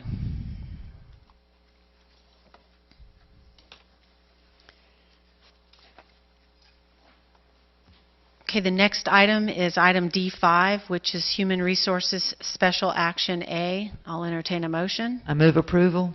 Have a motion for approval by Ms. Studdard Second. and a second by Ms. Condon. All those in favor, say aye. Aye. Aye. All those opposed, say no. Motion carries 5-0. Okay. Has anything popped up on your screens? Yeah, we didn't get anything on the screen. I'm sure she's captured it. Okay. All right, the next item up is D6, is a public hearing to approve as advertised School Board Policy 5.02G, Business Affairs, Electronic Funds Transfer Policy. At this time, I will open the public hearing for public comment. Is there anybody that would like to speak to this item? Okay, I'll close the public hearing and bring it back to the board for a motion. I'll move approval. I'll second. I have a motion for approval by Ms. Condon and a second by Ms. Gilhousen. Any discussion? Okay, all those in favor say aye. Aye. All those opposed say no. Motion carries 5-0. Yay. Okay, the next item is item C35. This was pulled from the consent agenda, and before we take this up, we have a number of yellow cards, so I want to make sure I get it in the right order. All right. The first person that would like to speak is Mr. Keith Nichols. Mr. Nichols.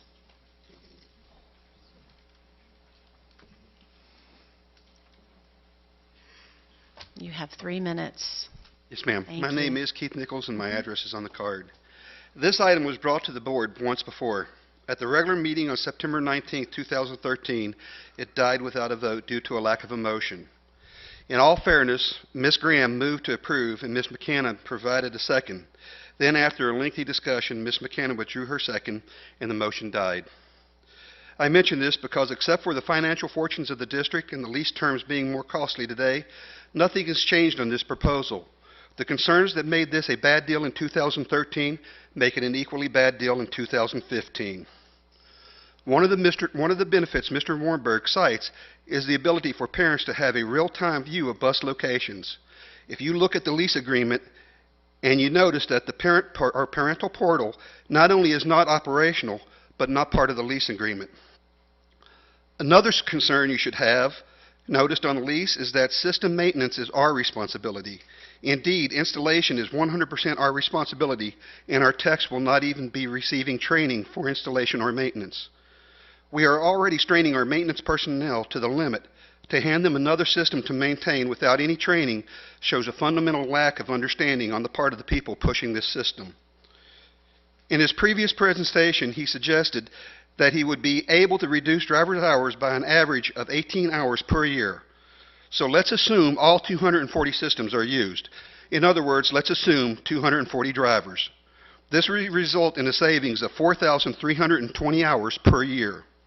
If every driver was at the top of the pay scale, this would provide a savings of $101,866 per year. When you look at the lease, you'll notice that it's $129,744 per year. If you do the math, you would be spending almost $28,000 a year more than you would save, and that is calculated with 240 drivers at the top of the pay scale. I'm sure everyone here is intelligent enough to know we don't actually have 240 drivers. And as many times as I have shared pay stubs of myself and others, I'm sure we all know that very few are actually at the top of the pay scale. In fact, I would think most of our drivers are below the median on the pay scale, which would be around step 13. Overstating the benefits and misrepresenting the cost of this request should be raising some red flags right about now. Please keep in mind what I've told you all today and in the past. There are much better ways to use this money. In the past, I've mentioned stop arm cameras, a system that will directly impact the safety of our students. We could also think of lifting some of the burdens from our staff that are currently below the federal poverty level. It was a bad deal in 2013. It's a bad idea today. Thank you. Thank you, Mr. Nichols. Okay, our next speaker is Ms. Rebecca Smith.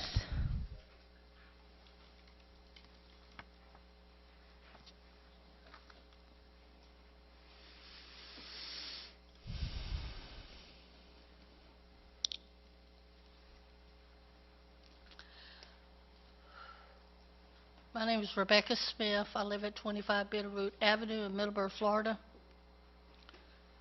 I am also a school bus driver. I work for the county. And I'm concerned about the cost of this thing. I have a question. I don't know if you have an answer to it, but my understanding, and maybe Mr. Warnberg could help me with this, I have been told that we're leasing the GPSs, but however, there's a cost. We have to maintain them.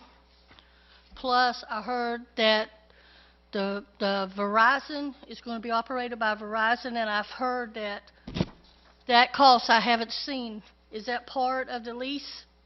Oh, it is? Okay. Well, that's good. I'm just concerned about the safety. The way that it was described to me is that it would help us out on our FEFP reports, where the kids will scan their cards. But however, we know that students today are asking me repeatedly, do you have a pencil? So it doesn't mean that they're going to bring their student ID with them every day. So then I was told, well, they could key in the information or student ID, but then some of them can't remember their address, so how are they going to put in their student ID numbers? Then I'm told, well, the administrators at the school would come on and input that in to the system. Well, you know, I think that's kind of unreasonable because I'm sure you got some administrators here today who are going to say, hey, I don't want to do that. So I've got some concerns about that. We're stopping at a bus stop. We've got kids getting on the bus. We've got a semi bearing down on our rump behind the bus, and we're wondering, well, is he going to go drive through or what's going on with that? Meanwhile, I've got kids trying to input this information in, and I just think it's a real big safety issue there. I've not totally sold on this idea because of the safety situation. I do think that we do need air conditioners for the buses, even though I got an air-conditioned bus, thank God, because I drive ESC. But there's others that's not. Now, today it got up to 101 degrees. Now, can you imagine this this metal box closed up? You get on and you let the windows down, but guess what? You got hot air blowing in on you, okay? It doesn't cool it down that much. So, I mean, I think there's other ways we could spend some money. Stop arm cameras would be great. I cannot begin to tell you how many times stop arms have been run on my bus. And I've had to blow the horn to stop a student and giving them the signal to stop because someone is not going to stop. So, I mean, I think there's other areas we can maybe do for safety of schools, our buses. That's it. Thank you. Okay, thank you.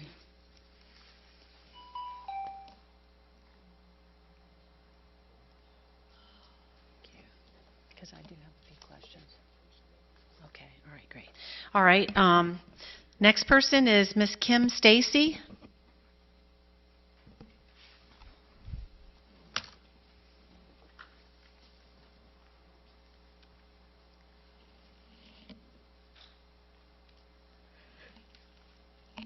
My name is Kim Stacy, and my address is on the card. I'm a school bus driver. My concerns are the GPS. They're not going to improve anything. That's what our dispatches are for. That's what our radios are for. We have routers that know our whereabouts, what our route should be, what our route shouldn't be. The GPSs are just going to be more of a problem than they are going to help. That money would be put to waste.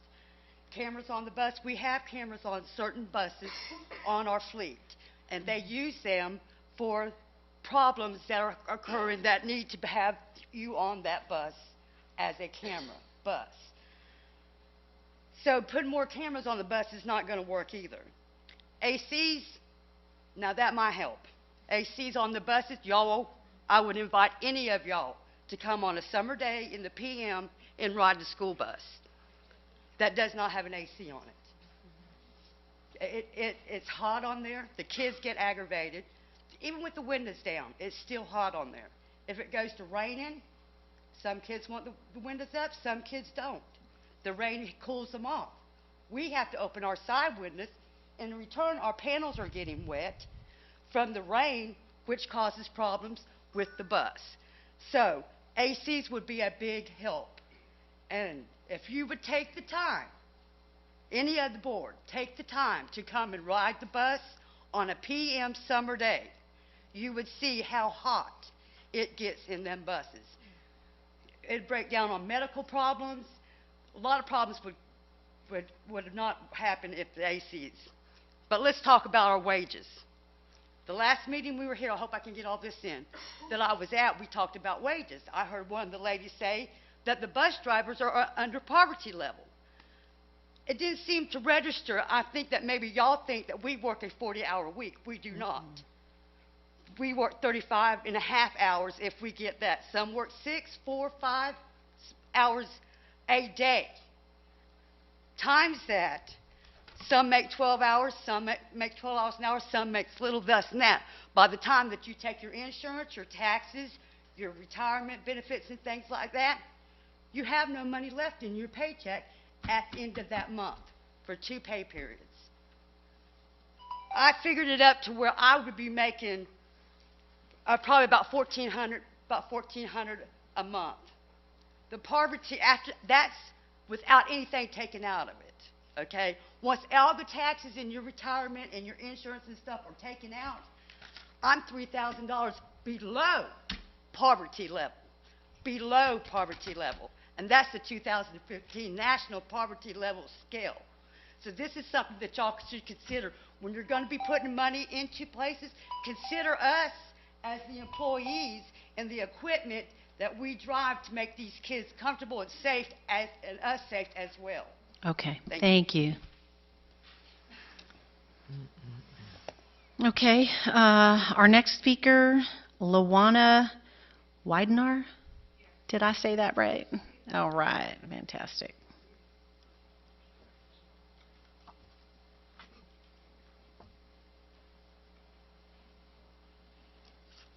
Well, my speech will be short. I am a school bus driver, and when you get on those buses, they're like 113 to 120 degrees. They're very hot. I believe if we could have air conditioning, I'm speaking for the children and for all the bus drivers, we'd have a lot better ride, a lot happier situation for all of us. And that's what I think we really need. You consider that in the future. Thank you. Thank you. Okay, and our last speaker on this topic is Ms. Tracy Butler. I don't know how you ended up at the end. It's okay, because that's why I do what I do. I mean, when I hear those stories, I don't know about you guys, but I get teary-eyed to think that this is, that folks are working this hard and this is what they get paid. So that's why I do what I do. I want to piggyback on a lot that's already been said, and that is that nothing's changed since the last time this was brought up. Ms. McKinnon, you were on the board then. Ms. Karakis and Ms. Studdard, you were on the board at that time. Nothing's changed. We haven't had a bus stolen. We haven't had a lot of problems with lawsuits regarding buses and anybody hitting them. We haven't had a lot of problems with the employees violating school board policy and sitting around with the idling engines. So basically, I understand that if you look at the grand scheme of things, you'll think, okay, GPS, that's a good thing.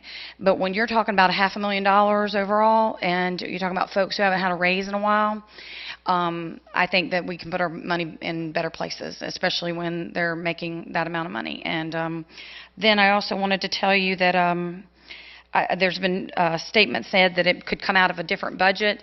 Whenever we're working with the general fund, and Ms. Legutko and I have lots of more talking to do as time goes by, Dr. Copeland and I had a lot of conversations about this, but you got a pot of money, and that's where the stuff has to go. You can shift stuff over to capital outlay, you can shift things over, but it's basically going to come out of that gen fund. So let's just put the money into people's pockets.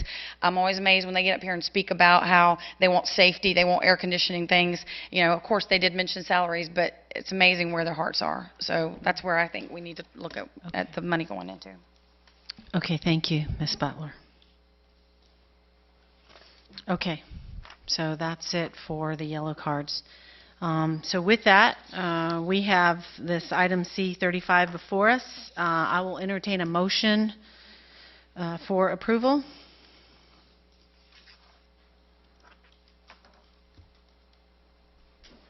I have no motion, so this item dies for a lack of a motion. I have to clap. Okay. Madam Chairman, I would like to say something. Here again, I'd like to get some information. As I understand it, our special ed buses are air conditioned, but Mr.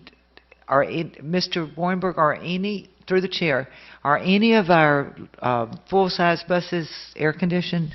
I don't know. I would ask Mr. Warrenberg's back there. Could answer to that. But let me do say this. I know that when this came up before, the same concerns came up about the air conditioning, and I remember that, I believe I'm correct in stating that Mr. Warrenberg, if you look at the cost, the way he had it broken down on here, it was broken down at $36.04.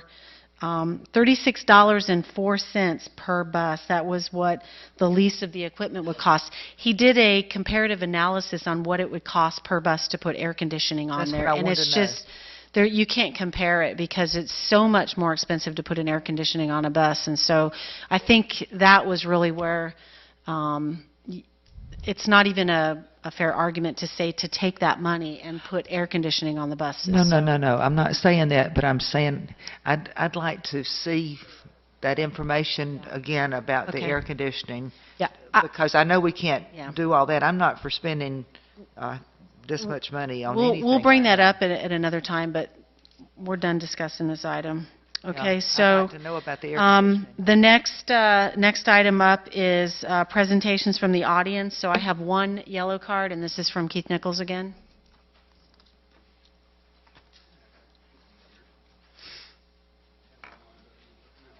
While he does that, Madam Chair, may I ask a question? On what Mrs. Studdard said, could we ask the superintendent if Mr. Warnberg could put something together and bring it back to us at a Yeah, later date? regarding air conditioning. Thank Yeah. you. Yeah. Thank you. One of these.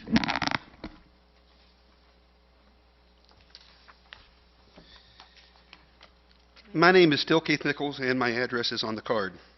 The paper that I'm handing out now is a list of new school construction since 1990. I did this as a public information request, and that single sheet of paper cost me $130.70.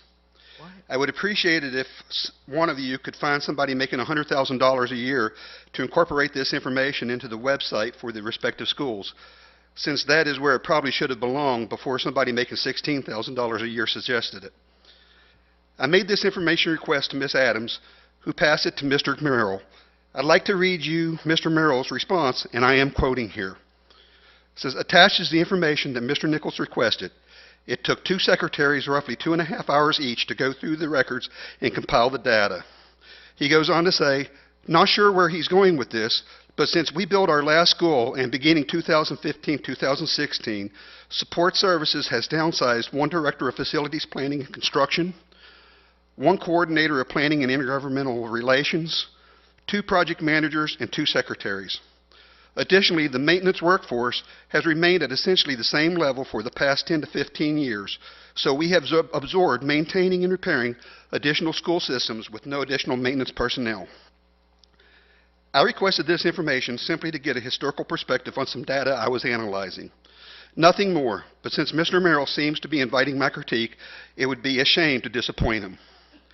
In the last 15 years that Mr. Merrill mentions, we have added 12 schools. His suggestion is that we added these 12 schools and did not increase our maintenance staff. From that, I can only draw 3 logical conclusions. First is that prior to 2000, our maintenance staff was seriously overmanned. I find this one to be highly unlikely, and so we now are either contracting out a larger portion of our facilities maintenance that was previously done in-house, or we simply aren't maintaining our facilities properly. Maintaining 12 additional schools with the same maintenance staff just doesn't make sense. But then I guess neither does spending $130 for a sheet of paper. Thank you. Thank you, Mr. Nichols. Okay. We're going to move on to superintendent requests. I'm looking here at dates for the July meetings. I don't know what might be coming up in July from any of you, or if the staff would have anything super significant, but we have a meeting July 16th, which is the 3rd Thursday. The next Tuesday, July 21st, we have a special meeting. Is that one at 5 o'clock, Ms. Legutko? Do you have your calendar? Yes. And is that one of your budget workshops? 5 o'clock. And on July 28th at 6 p.m., is that... So the July 21st at 5 or July 28th at 6. I will not be available on July 21st. So if you want me there, do it on the 28th. And if you'd rather me not, do it on the 21st. Or whatever your schedule predicts. Do you want me to choose? Just teasing. Can you wait a second? Can you say that again? So I know that right now on my calendar I have the next 2 Tuesdays. Yeah. I wrote down the 28th. Yeah. So we got the 21st and the 28th, and both of those are budget meetings. Right. Now, let me ask, since you mentioned that, are we also doing a budget workshop anytime? I know we've done them in years past. Some want to do them, some don't. So, Ms. Legutko, would you tell me what we're doing on the 21st and what we're doing on the 28th? We have several meetings during the summer for budget. It's pretty standard, and you guys have to approve one by September. Right. right.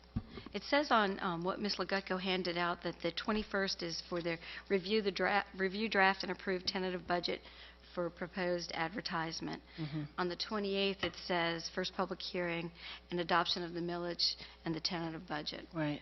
And then on September 10th. And she gave this to all of us. Yeah, we have it. I've got it all on my calendar. So nowhere in here do we have a budget workshop scheduled, and it would be if the Well, board wants. Yeah, I'm sorry, could I'm we just asking which one you want to add the legal discussion on, not if you wanted to have Oh, one. I'm oh, sorry, oh, I might have okay. said that confusingly. Well, so let me ask this. The 21st, yeah, so the 21st is the initial, can we do a budget workshop prior to, would that be prior to her presenting, or? We can't do anything till she gets her numbers from Right. the state. So Okay. that might be why we're holding off.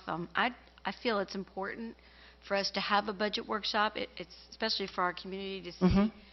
So Okay. I'm okay to when we do it. Okay. As long as we can do one. Okay. So we want to incorporate it into the one on the 21st, if that's enough time for her. Otherwise, we do it on the 28th. I thought we were talking about legal.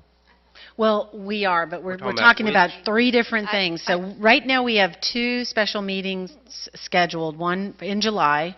In addition to our regular meeting on the 16th, we have one on the 21st and one on the 28th, and those are both regarding the budget. So we're talking about where do we tack on a budget workshop, and where do we tack on the other workshop for legal services. So I would recommend that we tack one on to the one and another one on to the So 28th. Which would the board prefer? And I guess for Ms. Legutko, which would be better timing for you for a budget workshop? Through the chair, sorry. Yeah. I can do the first one or the second one, either one, whichever works for you. I will be ready to present a budget, do the workshop. So it's Could whatever we- is convenient for you. Could we do the budget workshop before we decide what we want to pay Yes. an that's- attorney? Yeah, I think that's a good idea, yeah. Okay. Yep.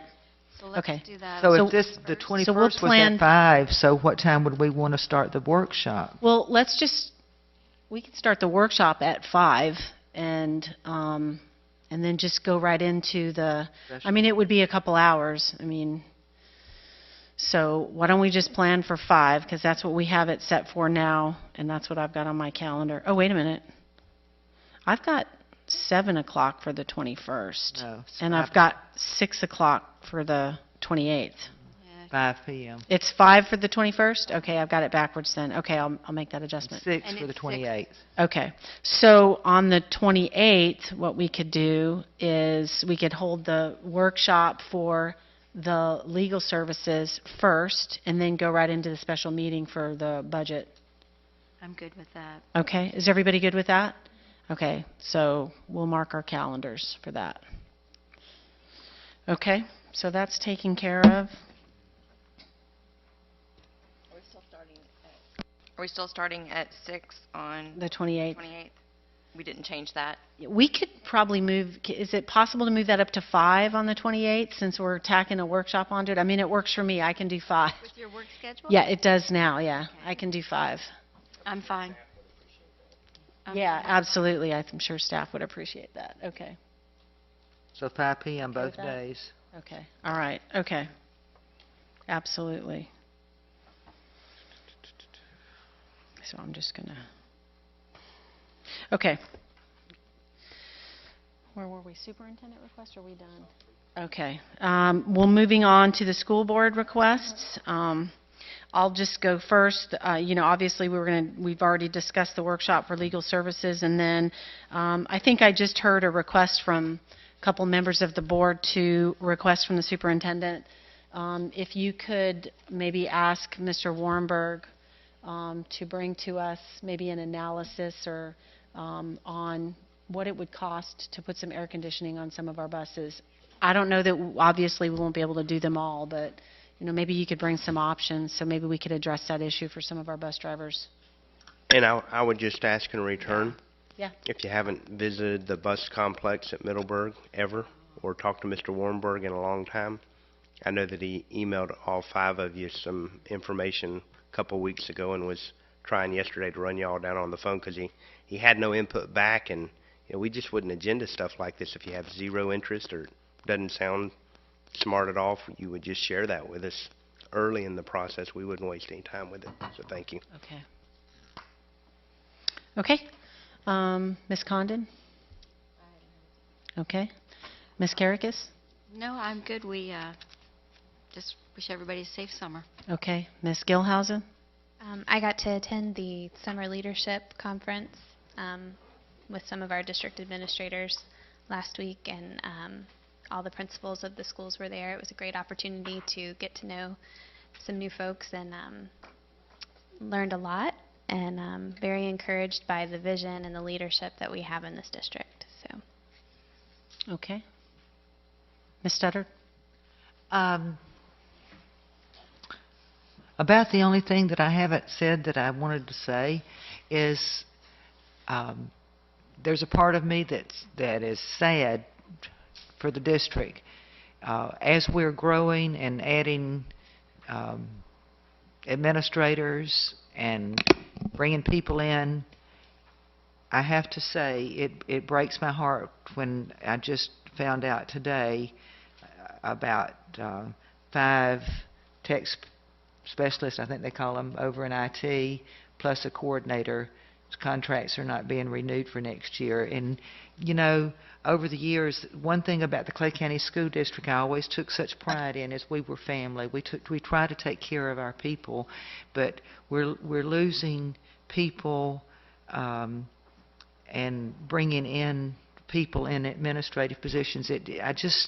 I know everybody's trying to progress and everything's moving along, but it's sad that we are forgetting our people. We've always been a family, but hopefully it'll all come out in the wash. But with that, I hope y'all all have a great summer and just enjoy yourself. My car gauge said 101 yesterday and the day before. I just cannot even imagine what it would be like on a hot bus. That would. Hey, I went in Taco Bell today for lunch, the one on Blanding, and they said their air had been broken for a month. I about died. I mean, this is just too hot to live in without air conditioning. But anyway, y'all have a good summer. I do have one more thing. One more thing. I was going to say. Yeah, go ahead, Ms. Condon, yeah. Way back in, I believe it was in December or January, we voted that Ms. Karakis would be our region's our alternate representative on the legislative committee for FSBA.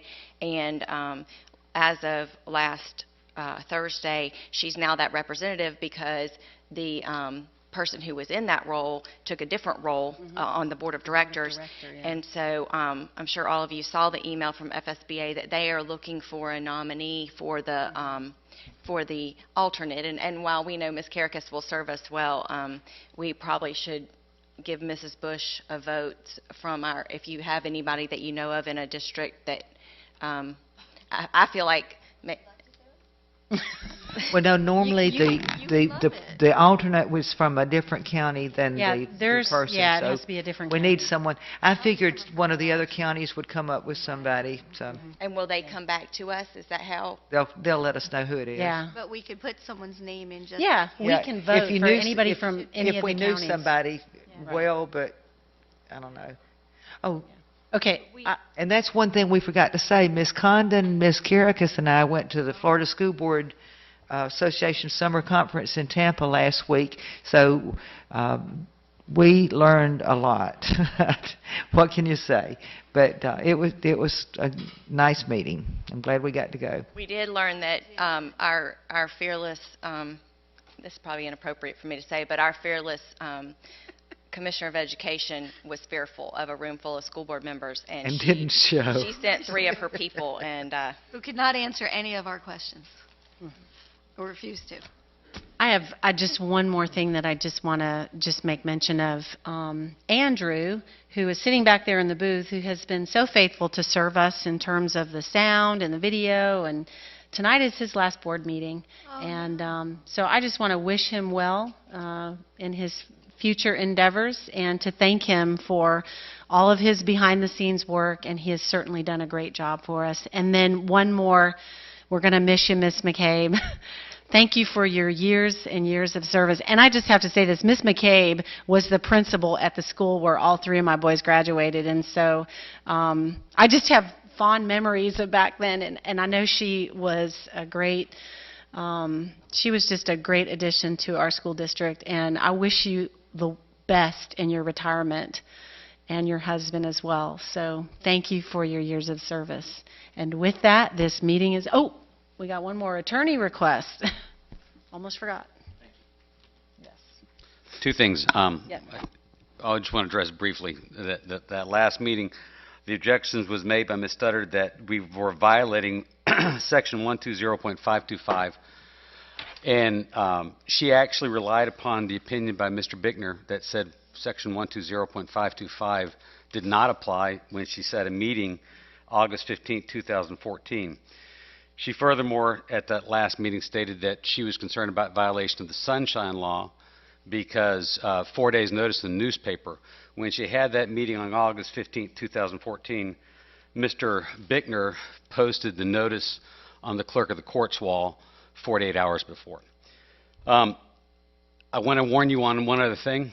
If her prior objection is correct and 120.525 is correct, then your special meetings that you're having next week need to be published in the Florida Administrative Register.